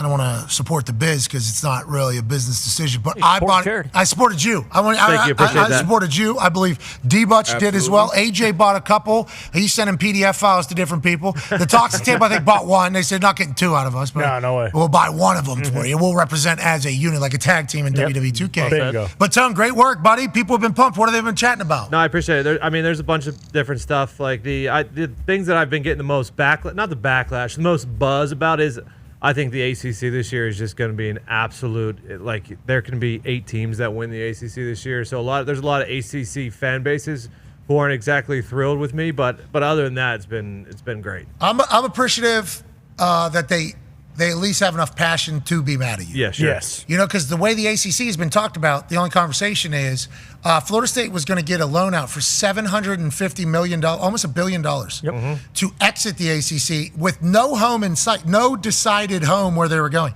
We are willing to take on a $750 million loan that we will have to pay back with no new home anywhere. That was, and Clemson was thinking about doing the same thing. They weren't as far along with the loan, I don't think. They had some other thing going on. So that's always been the chatter about the ACC. Who do you like down there? Is Dabo about to get back into the dance? DJ Uiagalelei going to do his thing with Florida State after being much more experienced? How about a team we haven't thought about or talked about at all? What if Duke goes, after Elko leaves, they get a whole new squad to go bananas? Billy O. North Carolina post Drake May, how's that going to go? What's Brian going to do down there? So there's a couple long shot. Like I said, I think it's to be chaos in the ACC. I actually have Virginia Tech winning it. And Virginia Tech and NC State are actually my 2 favorites in there. Now, Florida State and Clemson are by far the most talented. And my big DJU guy, I don't know. I don't know. But Norvell says it's his deepest team on both lines, so that's something to look at there. And then Clemson, if they could figure out the offense, because the defense is always going to be Clemson, could be back to Clemson. But no, in the chaos, I like Virginia Tech and NC State the most because I love that NC State coaching staff down there. Yeah, we love ACC football. Always have. People have been very good to us in the ACC. Florida State people got really mad. That was a fact, though. What was said, I see why they were mad. But shut up. Georgia should have been mad as well. Yeah. Georgia should have been mad as well. In that system, it was built for people to be mad. We understand why Florida State was mad, but also you understand it. Not cool that the way it went down, the way you guys are undefeated. You proved everybody wrong. But when they're trying to project who could become the best, that is a part of the conversation. Now, 12-team playoff obviously changes it all. Yeah. But the Florida State folks have been awesome to watch. That team has been fun to watch them build back to the greatness of what Florida State could be and has been in the past. Dabo Swinney is doing things completely differently than everybody else. He's still old school. He still has his squad. And then you think about NC State. Doran and Tony Gibson have been down there for a long time. Their culture is instilled. They feel good about who they have. And Virginia Tech, you gave them away, I think a couple weeks ago, as your long shot whenever you were sniping. You appreciated what Virginia Tech was able to do. ACC's going to have some good ball this year. Yeah, Virginia Tech caught fire at the end of last year, and they bring back, I think they have 21 returning starters, something like that, so they bring basically everybody back. The one team that hasn't been mentioned so far, I don't know if I love this coaching staff, but Miami brought in Cam Ward, quarterback from Wazoo, and then the running back from Oregon State. So they kind of went and cherry-picked that Pac-2 remaining teams. And Miami brought in a bunch of transfer talent. Their over-under, I think, is 9.5. They haven't won double digits, though, in 20 years. What? Yeah, I think it was 2003, 2004 was the last time they won 10 games or something like that. Got rid of the victory formation. I could be wrong, yeah. But Miami, a lot of people are high on Miami just because of the talent that they brought in. Yeah, and you just said coaching staff. That's strictly because we could have kneeled it out. Instead, we run the ball, and then we fumble, and then we lose it, and then we blame the guy that fumbled it. Obviously, hold on to the ball if you have the ball, but also we could have won this game. Yep. You guys He learned from that, though. Coach Cristobal learned from that. Did he? And we Yes. got Jason Taylor on the staff, too, on the defense side of the ball. Really? Miami Dolphin, great, obviously. How come For football, when Miami's good. When Miami's good, it's good for college. Oh, yeah. Yes. Completely agree. Because just the sidelines, the people that show up on the sidelines at the needs to be Miami. We need to see like old school Miami. Like, hey, Where are they playing at? Gotta Because I know the stadium atmosphere has been great for Miami the last. Yeah, do they play at Hard Rock? I think Yeah. Hard Rock Stadium. Yeah. 'Cause the Orange Bowl's They gone, need their but own. it gotta get out of Adidas. They gotta get it. We talk about the You're right. old How do you Miami. even sign an Adidas in I Miami? don't know how that happens, but gotta get back in. Hey, Nike good for facts. Adidas, I guess. Like, seeing what's the least likely Whoever place got that account, think of the Adidas rep that had to go try to get that account or whatever. That's a tough gig. walks in 3 stripes on a briefcase? Yeah. Get out. How are you doing? Every player wouldn't even let him in the door probably. I don't know. I would be so. I've been wearing these the Superstars again, like on a very regular basis. Classic. I wore these for like 2-3 years, and then I went straight into Air Forces, basically all day, every day. Those are the abundance of the Adidas Superstars, legendary shoes. Oh, yeah. Great. Still comfortable too. These new shoes. These new shoes. Can we just get some? I just need some ice creams. I just need white shoes. Okay, I don't need all the shit. There's so much shit on all the shoes. Always. So it's like I do fear that the shell toe is like a dying breed in the shoe game, and the Air Force Ones are the dying breed. Like I don't know how long they're going to remain. It's like we need to stock up on these things. It's like whenever they had the Nike Speed, the cleats. Oh, yeah. We needed to stock up on those. We didn't even know those were going to be gone. The original Four Locos. Yeah. You need to stock up on those. They're gone. These new shoes are interesting. It's a lot of shoes don't even match. Like my kids get shoes. One's pink, one's green and blue. It's like, yeah, this. What do you mean? These are the LaMelos. That's in right now. I like what you guys are doing. I like what you guys are doing, but that can't be every option. Okay, we need at least some other option where I can just walk out of here not looking like a 37-year-old asshole. Bingo. Because those green and pink shoes are awesome. You could get those Nobles tied up. Yeah, that's something. Super sweet. So sick, man. Holy fuck. It was like this guy had taped ankles. He was fucking. The Cam Newton cleats. Oh no. Dude had a exactly. scratch. Did you see it? Dude had a scratch on his face. Jacked. Just fucking absolutely jacked. And then he had these tight shoes tied. All the way up to the middle of the Purple shin. ankles. It was like, Jesus Christ. It looks like the Auto Mix weightlifting shoes that Coach Diggs used to wear back in the day. It did. It did. I bet you he had the bike tights on, too, underneath those. Yep. I bet he did. Those guys were awesome. Yeah, they were. That was a cool group. They walked in very chill, very relaxed. Some of the people that walk in with people, What do they do? What do you mean? too much probably is the right answer. Just too much, These social media degrees that people have, they start walking in, just rolling around. Dap them up. Hey, can you give me 3 quick quotes real quick for our reel? I'm like, no.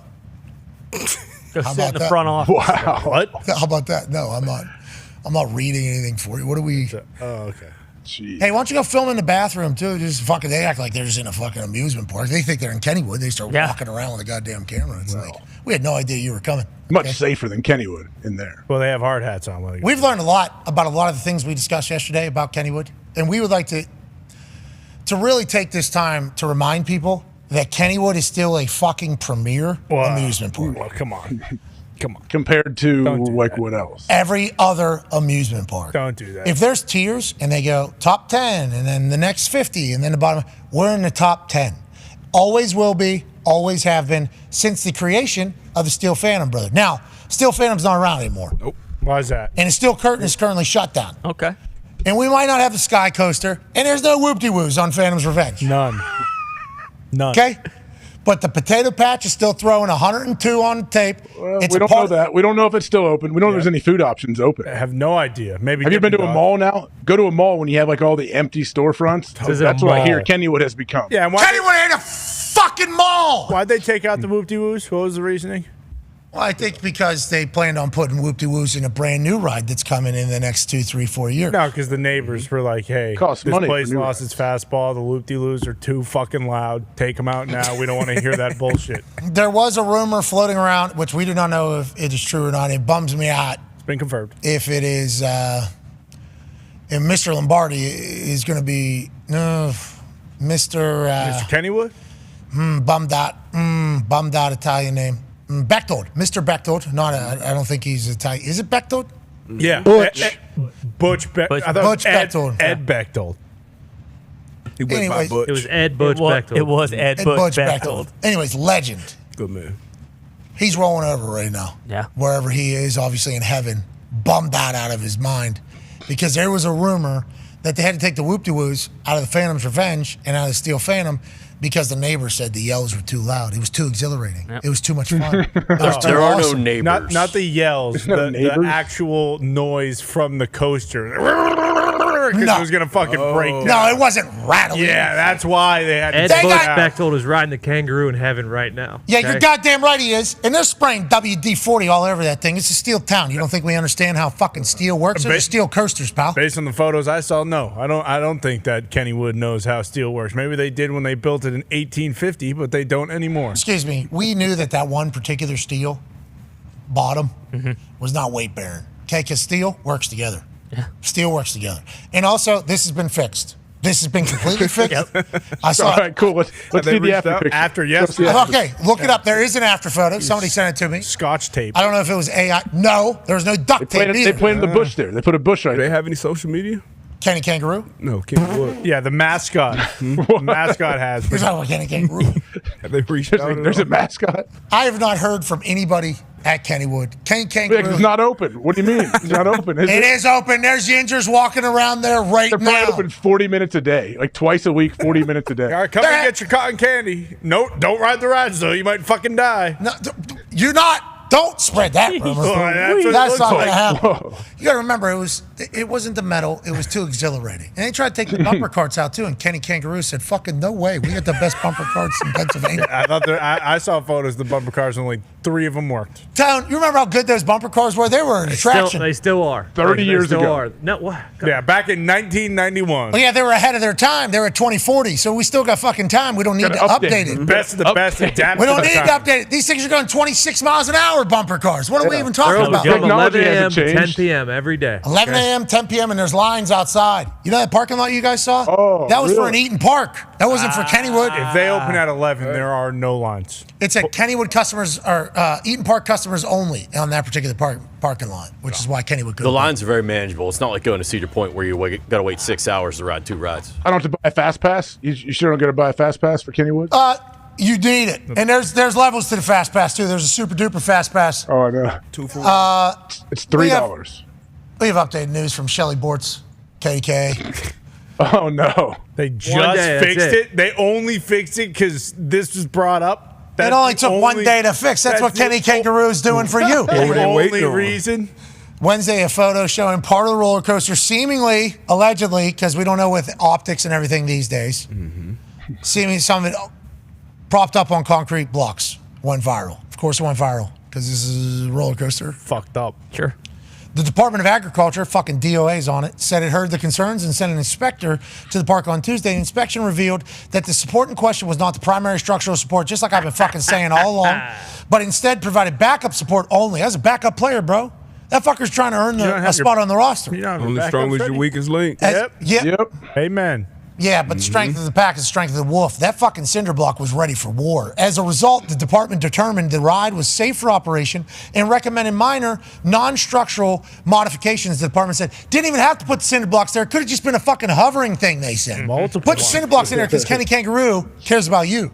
And that is what needs to be the story of the fucking racer, as opposed to what you guys have been trying to make this out. There's people that think Hershey Park's better than Kennywood now. It's hard. That's what you guys have been saying. It's hard to argue now. They probably saw that video of the racer. I mean, they got whoop-de-woos at Hershey Park. I know that. Yeah, but the whoop-de-woos are so old school. They're yesterday. Yeah, but they still. Oh, jeez. Hershey Park also smells like ass. Butthole the whole time. Doesn't it smell like chocolate? I heard it smells like chocolate. Like shitty burnt chocolate. Yeah, it's not. It's terrible. Have you ever? Nobody sniffs chocolate. Nobody's like, you know what? I want the smell of chocolate. Nobody. You want to eat it. You don't want to fucking smell it. That's a good point. It does smell. Maybe. No doubt about that. But we're not talking about the smell of Kennywood. We're talking I would like about to the say goddamn park. the city of Hershey has contributed to society in a big way, and I'm very grateful. I'm very thankful for the city of Hershey. Love what they've done with chocolate. Sure. Love the chocolate, too. Love Hershey's. Yeah. Oh, yeah. Was Reese's made there? I think. Yeah, they had a Hershey brand, right? Yeah, believe so. So they He created. started there. They created the greatest of all time. but their amusement park is shit compared to Kennywood. That's what it was. Kenny Kangaroo is currently, my sources are telling me this, might be wrong, might not be true. Kenny Kangaroo has hired other kangaroos to come in, building a brand new roller coaster. It's going to be taller than any coaster in America. Mm-hmm. It's going to be faster than any coaster in America. And it's got more whoop-de-woos than any coaster has ever had. They're actually at a city council meeting next week, I believe I was told, to get it passed because it's too dangerous. So soft asses like you from Boston probably shouldn't come.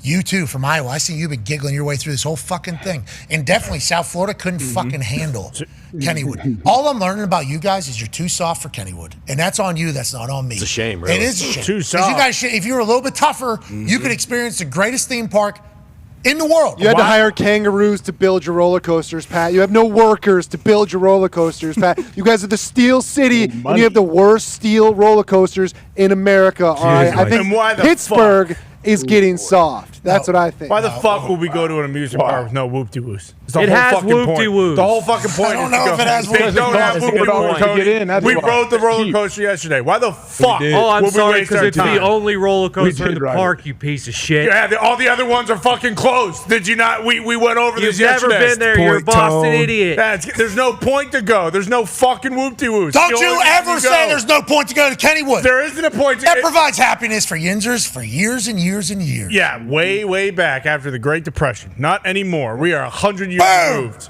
They got a brand new fleet of potatoes. No thanks. What? Look No. how fast those things are going to go. Damn, why is there so many There's people out 1,000 there? of them. They got fucking old brooms to dust off this fucking No, place. they were doing it with their hands before. This Prime park hours too. They're just waiting for the people to show up. They Yeah, wow, actually put this video 11:15. This place opens at 11. I don't see one person outside of that That's not fucking. It was a pre-record. That is that's embarrassing. It was a pre-record. That's Our embarrassing. fleet's ready. And no one's fucking there. Oh my, that's way too Everyone's many. on Look the at those way to fries. Hershey. Look how good those fries are. That's a basket of fries. Debone, diver. I mean, that is. Look at those Yeah, things. you'll get some. I might go. You don't have to wait in Momos. line. Yeah, momos. You don't have to wait in line. Shut up, AJ. This was obviously No off lines, time. man. Hey, I hate waiting in lines. That's go what keeps get me on the from bumper going to cars. places. Can we Right into please the go wall. to another post from Kenny Kangaroo, Oh please? my! Yeah. Have we seen this kangaroo? 11. Yeah, He's a yeah, dog. wanna yeah. see the Boy, he's kangaroo. kangaroo, but he's a dog. Why potatoes? see it. What's up You with the gotta get Because potatoes? a potato patch, probably it's the best in the world, Bob. Because You gotta mixed, get out, baby. no kidding. French fries. It's Pittsburgh. That's what we do. July 11th. They haven't been able So to are you- post since you have to July pay- 11th. are you because those paying are for the new only ride 4 then, Pat? people there. Let's scroll through here. Let's see if there's extended park hours. We're longer. Oh, so it just became 11 to 10. This isn't. It used to be even worse. Well, 4th of July, obviously. How much? How much is admission? What do I got to pay to get in? You don't. They pay you. That is not the case. You're running good Finally, business. finally, you're here. Summer's heating up. Boom! Oh, Boom! where is Wow, that's cool. Who put that? Oh, nobody in the stands. stands are packed? Nobody there. Once again, this is a media day. This is just for. That's the only reason people are there. All those kids show up for media day. We got jet ski in the middle of the park. One of these guys actually broke his neck, so they had to stop doing that too. Because I think the it's- potato patch is For actually sure. right near this. Did Bill McComas build that pool? I was gonna say What the Oh, hell? kids are getting sprayed down. That's a nice little summer day in Pittsburgh. Look at this guy. Whoop-de-woos. He's doing them. Hell? Nobody's there. He's doing what? Look at that. Yeah, in that Capacity shot, crowd. In that shot, there's nobody there. No, I gotta sit there because that's the spray zone. Nobody's there. You get squirted Now there. you're trying to get squirted. Let's It's go on to the summer next day. one. Cheers. How about this? Huh? Get a bites and pints. What the fuck is top right? Oh my god! What the hell is that? That's That's Pittsburgh. Is that Pittsburgh food? What is bottom right? What is this slop? There's well, bottom right isn't even food. Is that Chef Boyardee? Pittsburgh, I It looks guess. like fish tacos. with it's grass? all right at bites and pints. That's what they say. That's gross. Yeah, it's all right. It's not good. No, it's all right all in right. the world when No. you're eating at bites It's and pints. it's all right food, is what they're saying. No, it's all great today. Look how happy they are. Oh no, Triple no. ticket. Look at the fries. They are leaking out of that Oh. thing. Do you see? No. Do you see what's in the background? That's terrible news. That's the potato patch right there. Okay, that pot, not weed. That's potato patch. Can you That's tell where him? you need to Listen, go. Tell him, Ty. I've stayed silent because there's Adventureland in Des Moines, which similar vibe, which I love. If you are giving away free food and free parking, you're fucking struggling to have people come in there. No amusement park in the world. They're hospitable. Is giving away free food. That's how they're making their nut. Are you kidding me? Jesus Oh, you're Christ. in America too, huh? Is that what you do? We're fucking dying. We'll give you whatever the fuck you want. Just come in. $50, please. Just give us $50 and spend a day here. That is not. That's embarrassing. No, that's how you're taking That's it. embarrassing. Because you're being poisoned by these people. They have 21,000 guests a day. I just looked it up. Boom! Oh, yeah. How's okay. that's an arena? Yeah, going for a free lunch and then leave. Do you hate America? From the Onion? Can you zoom in, please? Did this guy just try and put Adventureland in Des Moines, Iowa on the same Well, level from what as hey, guess Kennywood? what? Adventureland's got fucking hoopty hoops, unlike this fucking Mickey Mouse shithole. No offense. Yeah, no offense. That's fucking giving out free food. I can't get over that. All right, let's go to the next post. That's not parking. That was a gift to Yinzers. Oh. Can you show the kangaroo, please? The Raging Rapids. Zoom in on that guy. That guy. What's up with that guy's knee? Is that an inverted knee? Are you kidding me? He's ready to save that family. He needs to save his leg. That thing doesn't work, All right, right? let's go to the next post, please. What the fuck? That's Raging Rapids. Oh, there it is. That's Wow, problematic. A lot of people in number 8, huh? Jeez, They chose to go as that group. Yeah, that must be I mean, here we go sold again. out. BOGO 75% off tickets. I mean, they are hurting There's somebody to get holding people the in the hose to the fucking right. park. What the Yeah, you get to fuck? control a hose. You can pay. Let's go to the next post. What You guys the- are reading this all wrong. Happy Mother's Day. Mom and kids celebrating the Candy Kangaroos, Kennywood. Yeah, sure. For $5, you can go to the park and have a hell of a day. Yeah, that's what Kennywood's all about. Costs Look at more to these buy- ducks. Costs more to buy a Happy Meal than it does to go to Kennywood because they can't get fucking people to come to the park. Tony, we need to talk about the price of your need-to-know guide. Now that we're looking at these prices at Kennywood, let's go down. Pat, don't let these idiots affect you. Just show the kangaroo. That's Oh, all you gotta nice. see. Have This is Laughing Sal. Have dipshit Sal tell you your future, huh? Terrifying. You're gonna have a great time. Oh, and look at the mirror. Look at the mirror. Look at the reflection. Nobody. 3 people. That's a part. You're walking through. Exactly. You should have a lot of people walking. What's the date on that post? May 10th. Yeah, it was probably 27 degrees out in Pittsburgh. Which is more bad Aren't news you for from the Kennywood. East Coast? Just real quick though, it's so big. There's space. What do you want? You want So you can fit a ton of people in there, though. Parks that I've Right. been you want to- chest to back parks throughout that I've the been entire to, place? Yeah, they're loaded. This thing's That's a real 4,000 That's a square real- miles. That's a real park. Yeah, so bad. Look how fast that thing. That's Phantom's Revenge right there. We wrote that yesterday. That's closed. Yeah. no, Steel closed. Curtain's closed. Oh, excuse me. Sorry. The Anyways, grade 3 one. Kennywood Picnic Day is going to be happening for us at some point soon. Let's remember that. That one's a puker. The airless. Has 36. Big Ben been there? Yes. All right. That's You rode important. Sky Coast. What a That's stupid important. question. There's no one on that coaster. There's those seats are empty. To be clear, it's not a coaster. That's a whoop-de-woo-woo. Excuse me. The only whoop-de-woos in Kennywood, no one's even on. There's a lot of whoop-de-woos. We got a magic carpet. It's the fucking There are. Aero Is 360s, Russ bro. been there yet? And there's no one there. This one kind of freaked me out, to be honest, when it came in. Russ has been there. Yeah, the whole team went there this year. Yeah, because that's what you do. You pay Yeah, this one would tie your stomach in knots if you weren't ready for it. Yeah, the timing in which you chose I'm not doing to that. ride the Aero 360 was certainly a big part of how your day was going to go. Oh, there's no line. Yeah, well, that's because it's fucking 11:30 right now. We got a full day ahead of us. Do we want to vomit all over this place or no? Haven't even had potato patch yet. So it took the whoop-de-woos out of the roller coaster, and no one's going on the whoop-de-woo ride. So it sounds like No. Pittsburghers are scared of whoop-de-woos. Whoop-de-woos. I didn't say I'm not riding. It's the timing in which you choose to ride it is a big part of the whole game. Dippin' Dots, I think it started in Kennywood. Oh, of course. That's why it They're never very kind good. of blew up. I think they're great. They Don't should, claim it should Dippin' catch on Dots. eventually, right? Well, I'm not going to claim Dippin' Dots, but Those things. So you guys have the poopy ice cream. no, they're That's good. what you started. no, we had soft serve as well. Please, it's fucking Kennywood. But you started the poopy one. Thank you. Kennywood and Phantom's Revenge both placed in the top 10 of their 10 best bowls. Voted by people. Oh.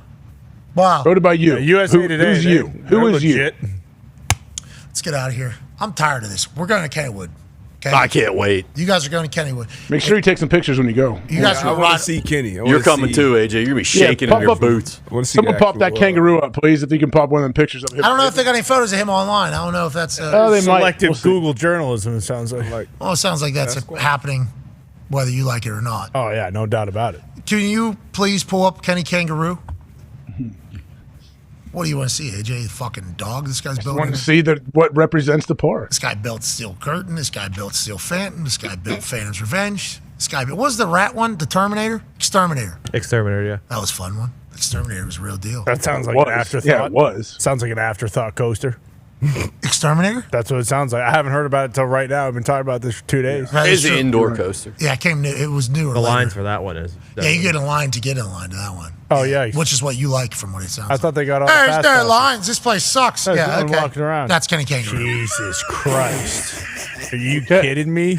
How many assault charges It's a does this recent guy picture. got? Recent, right? It's a recent picture. What? Just like Benny the Bull changes every once in a while. Kenny the Kangaroo has certainly changed every year. That would scare every kid. Yeah, what every kid. fella Who's scared doing to the death of search that on thing. this? What? Tom, before we get out of here, can you give us some the corrections? first ever picture ever taken. First colored Yeah. photo They at invented- Kennywood. Once again, the first ever colored picture was at Kennywood. Congratulations. Might have been Butch in there. It might have been. Don't Butch? fucking call him You that. talking about Pete Dunn? Don't fucking call Butch him that. Bechtold. Oh my God. He would. What you guys are doing to him, you should think of too. Every time you talk about Kenny I Kangaroo. got his name right. I knew his name was Ed. Yeah, teamwork. Love Butch. That should have went in. We'll do it afterwards. Tone, When's the last time you went? When's the last time you went though, Pat, to Kennywood for real? 15, 20. 1991. No. When you were like 12, probably 15, maybe. No, it was at Kennywood. Like picnic day was a real thing for the school. Like school shut down. You go. It was 7th grade. It was a nice little. You know, Coach T. Will there said the only thing he fears is God and the Rico. You know, the Rico that Kennywood was running with the entire city was wild. Every high school. Hi there. What's up? Let me see. Oh, Every high school was have to- basically forced to go to Kennywood, to and every restore- student was kind of forced to go to Kennywood every single day. And it was worth it. It was a good time. Everybody was excited, and I don't know why that's. That's weird. Hi. Did Tone answer? Did Tone answer there? What did Tone do? Yeah, someone's got to answer. Oh no! All right, the man that responded for the good of our show, which we appreciate. Thank you for doing that. No Tone. problem. Because we're taking it. Someone has to. Yeah, we're taking it at all angles here. Better get out there, Zeke- Tony. Not gonna be around long. Zeke loved it. Did Zeke tweet that out? Is he Kenny Kangaroo? There's a chance. There's a chance. And that means things are on the up and up, which is what we need to remember for our Kennywood Picnic Day, which is coming very soon. You guys are going to go ride all the rides. Can't wait. See, there's a couple different ones. You know, that's a little Oh, later he's in the summer. evolving. He's morphing. Kenny's a bitch, dog. You wouldn't say it to his face? I absolutely will. You would not say that. No doubt about it. That's a Pittsburgh Kangaroo, brother. Sure. And they go down easy. That's disgusting. 75% off BOGO. That's all that I can think about when it comes to Kenny. Yeah, he's cornered. You fucking cornered Pittsburgh Kangaroo. I don't know if that's the one you want to kind of go after. Yeah, I would go after all of them. Ladies and gentlemen, joining us from Hammer, Dahn, which is not the home of Kennywood, but Thank God. That would be just an honor of a lifetime. agreed. Tone, can you give us some corrections from the day? And also, keep us updated on what's going on in the Olympics. We've had to have missed something. And what did we not talk about from the Olympics that we should have talked about today already? Starting with the Olympics, we won our first medal ever in the canoe slalom. We got a bronze. That's what we're in talking that. about. Pretty big deal. PJ Flex spoke to them. Yeah. I heard just moments before they went out there, talked about a necktie mentality and rowing the boat. And obviously, he's talking about one with oars, but whenever you're in a canoe, same theory. Yeah. You know, same. We all need to be at the same time. We need to be dancing. We need to be moving. You know, we need to be fucking grooving. Body weight matters. Lean towards rock, not away from rock. You could die out there. Fun fact, Sally McAfee almost died, I believe, in some rapids back in the day with old Tim McAfee. And she shouldn't have leaned away from the rock, you know. Sure. Kind of tossed her out there. I don't know if it was a canoe or not, but those fucking they get after it. Oh, yeah. They get the boaters really start moving. I live on a lake like an hour north of here, and there's some canoers that come by, fucking they are moving. Yeah, they look like rap sheet, don't they? Bingo. Well, that's yeah. He can do it all. You know, he can do it all. Any boat, he can row. Yeah, well, we're the best at it now, it sounds like. Or what place did we get? Third. So third best. We're the third best in the world. We won third. First ever, though. We're on the- Yeah, you're right. We're next one. Yeah. Ledecky's about to swim the 1500 final, so that's There's a goal. goal. You can There just we put go. that Hell out yeah, there. we did it. Lock it in. Another G, another goal. U.S. women's soccer team's up 2 on Australia. The USA women's volleyball team hung in there to beat Serbia. The U.S. men's double team of so-and-so and so-and-so is up. They won the first set. Tony. What? Come on. Oh, Who's you that have exactly? room to talk. Come on. They got so-and-so and so-and-so. They won the first set, and they were up in the team. second set against Alcaraz and Nadal, so suck it there, boys. Nate Alcaraz going down to the United States of America.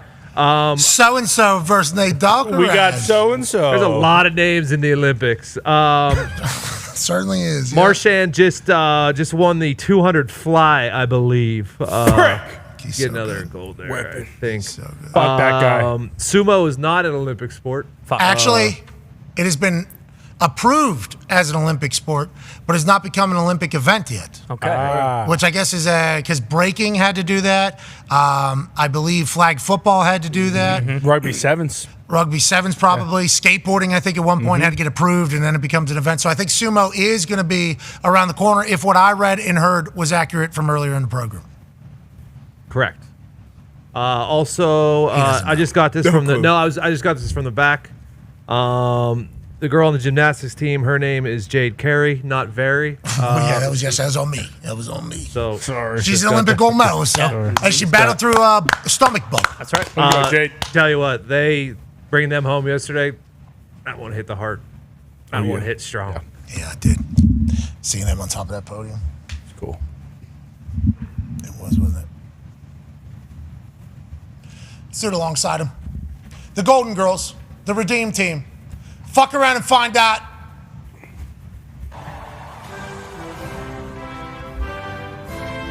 We did it.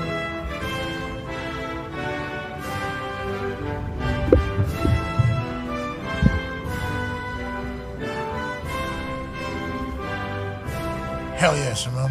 Hell yeah.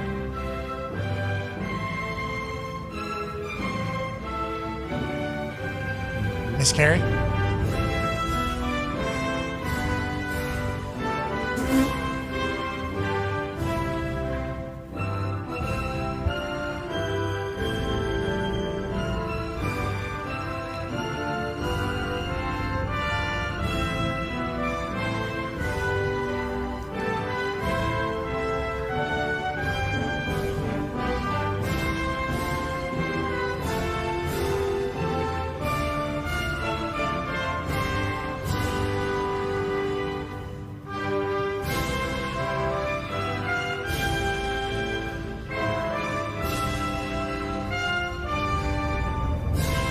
It's good to be on top of the podium, isn't it?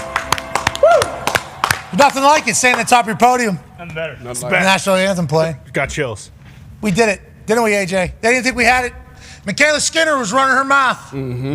Yeah, they shut her up quick. Idiot. Jeez, I didn't know she was saying that, and then they did, certainly. Yeah. As soon as they win.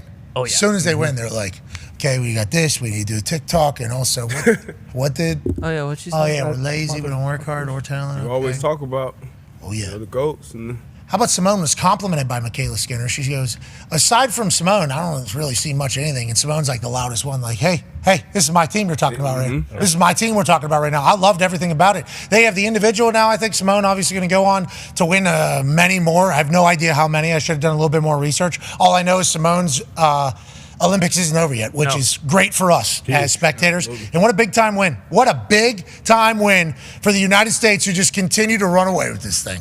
Awesome. This was as of 2:45. Obviously, you got to put Marchand's gold, I guess, is already in there for France. I guess that would be, right, the sixth one that they probably picked up. Yep. We have 29 total medals. So, I mean, if you guys want to start competing, we would be pumped about it. Now, there are some countries that have less than 29 athletes competing as a whole, and we have the largest of, I think we have like 600 or 500 or something competing, and we got a lot. And people are going to throw that in our face because, like, well, let's do it in comparison to the amount of athletes that you have. We don't want. We just know we have the most. So, and we're about to have the most golds too. So, China, why don't you slow down? Okay, Japan, why don't we chill out for a second? Yeah. Why don't we hit the brakes, Australia? Okay, we don't need you to beat us in gold medals either. We're going to catch up to them for sure. But all you need to look at is that total. The whole world went to Paris, trying to gather this booty. That's right. These medals. Yeah. The Pirates from America got the most so far. Hell yeah. And we're going to run away with this thing. No doubt. Don't love the amount of second and third places, though. Yeah, but it's the same deal. Once we get to the track and field events, guess what? China and Japan ain't going to be winning any of those fucking ones. So, they can have their first week, enjoy it, and then now we're going to start to. I saw that Japan team basketball against France. I saw Wemby, and I saw that one guy. Yeah, the tiny little guy. 5'6". He was fast, though. They say not good at track. There is some basketball news. Put him out there. Let's see. Let's find out. 3 o'clock, right? What's the basketball news? Starting lineup has been announced. Anthony Davis is in. Finally. Jason Tatum is in. Finally. Devin Booker is in.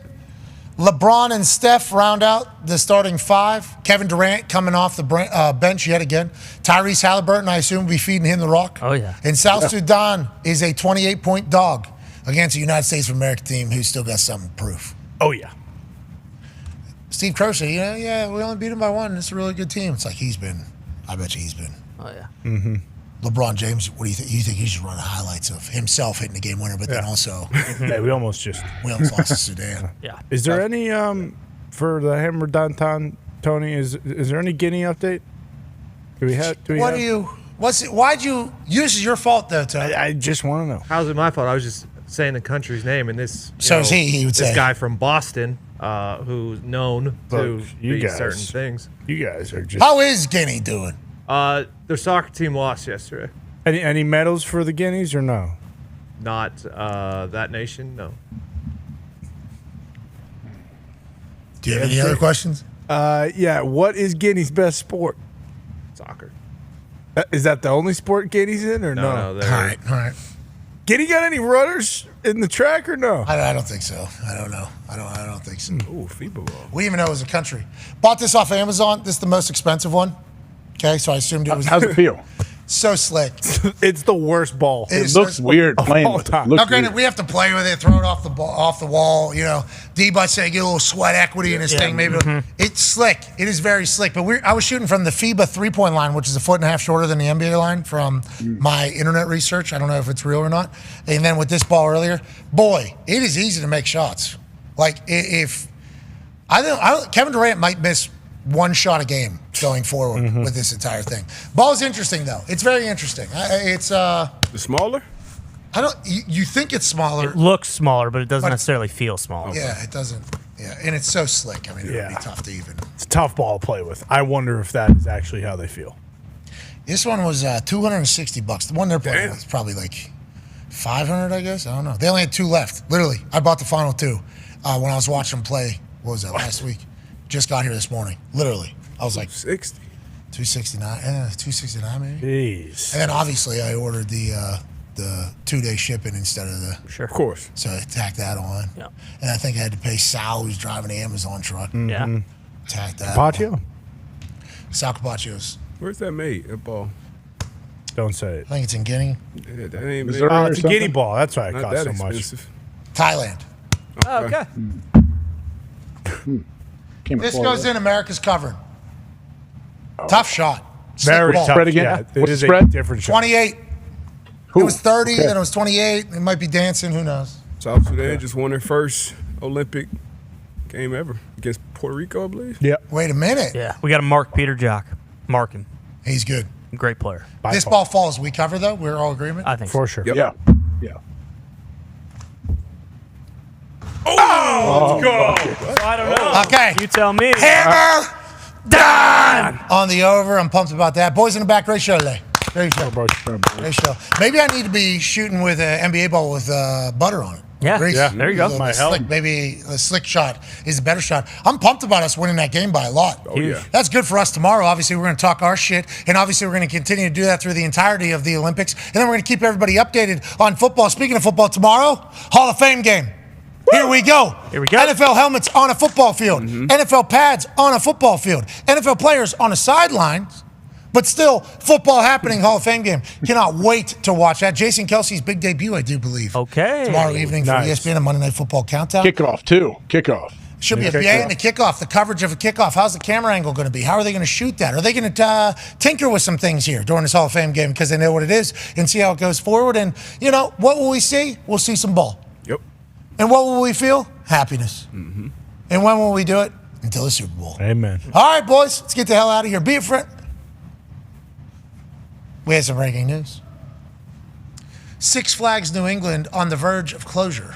Extinction. Oh, no. Forever. Oh, no. Oh, you guys are acting like I give a fuck about Six Flags New England. This is a Kennywood argument, my No, friend. what we're talking about is you have no fucking right to talk about Kennywood.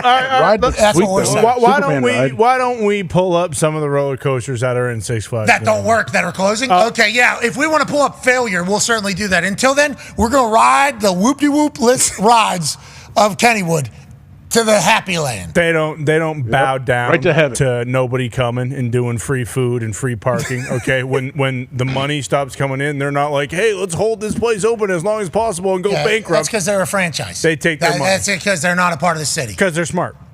Let's get the hell out of here. They're not smart. They're out of business. Kennywood is thriving. Anyway, Thriving. Excuse me. Thriving. Do we need to go back? Thriving. Do we need to go back? I heard they're putting Rudy Subs in. Yeah. Growth, development. There's cranes right Not now good for in Rudy Kennywood. Subs. Cranes. You know, Spreading Rudy's more thin like that. and we're not riding it to heaven, AJ. I heard you say that. You said like we're dying. No, we're going to Happy Land, which is where we're happy at, which is where we are now because football starts tomorrow. Hell yeah. Be your friend, tell a friend something nice. Maybe say something to Kenny Kangaroo right now. All right, Kenny Kangaroo. Go to hell. Okay.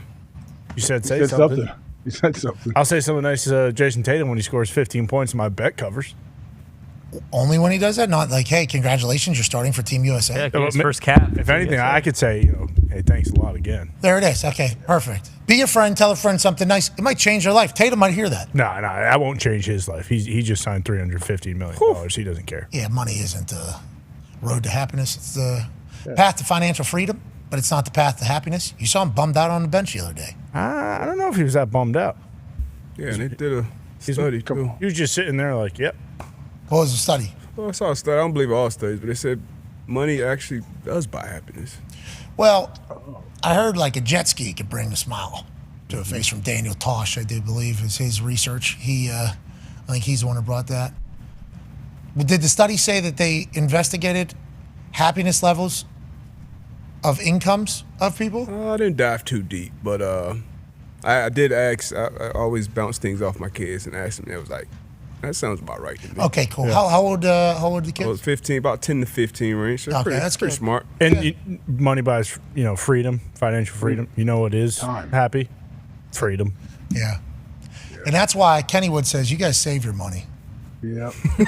Come spend your time with us. I bet if you polled them, they would say the opposite. That's what they do. Look at that welcoming hand. I'm pretty sure I saw something from Epstein Island that looked just like that, actually. Just because your shit's closed and your bullshit part's closed doesn't mean you need to link us to fucking some Virgin Island that had a submarine. When are we going to learn about? They're asking a lot of questions about that place. What about the subs? A lot of people talking about the through the sky. I think it was through water. There's nothing comparable from Kenny Kangaroo and his world to what the world you're talking about. You don't think that there wasn't an outfit pretty similar to that? All right, let's get out of here. Let's be a friend. Tell a Some friend. holes cut in it. Furry conventions do. Furry conventions do come to Pittsburgh. Kenny Kangaroo is not a part of it though. Kenny is just I'm just saying. an advocator of fun. Saw a lot of photos with that. He gets paid like $10,000 to show up to those things, I bet. I don't know what Kenny Kangaroo's salary He's a is. fucking machine too. Kenny Kangaroo actually donates his time. Yeah, they call him Peggy in those places. All right, be a friend, tell a friend something nice. It might change their life. Whoa. That's not accurate. We can't not confirm or deny. We don't know. Yeah, we don't know either either like way. a JD Vance couch situation with the AP press. Well, I think they have actually. Be a They friend, tell a had to friend. delete the article. They wrote the article and then they deleted it. I heard about this. I saw a bunch of condoms and seats and everything. Anyways, be a friend, tell a friend something. What a wild time to be alive. Yesterday decided to say, well, I'm not going to ask my wife to come up here. She'll make me sleep on the couch. And people had fun with that. Well, of course. Yeah, because you probably want that. I was hoping he kind of threw that in himself, but. That's awesome. Atlanta was rocking last time I saw. Yeah. That looked like a good time. They were having a party out. Like my friend Quavo says. All right. Be a friend, tell a friend something nice. It might change their life. And as the world continues to seemingly, just spiral into more this can't be real chaos. Remember, sports are always the great equalizer. Bring us all together. Football starts tomorrow. Let's enjoy it all. Be a friend, tell a friend something nice. It might change your life. We're in this thing together. Team on me, team on three. 1, 2, 3, team! Goodbye!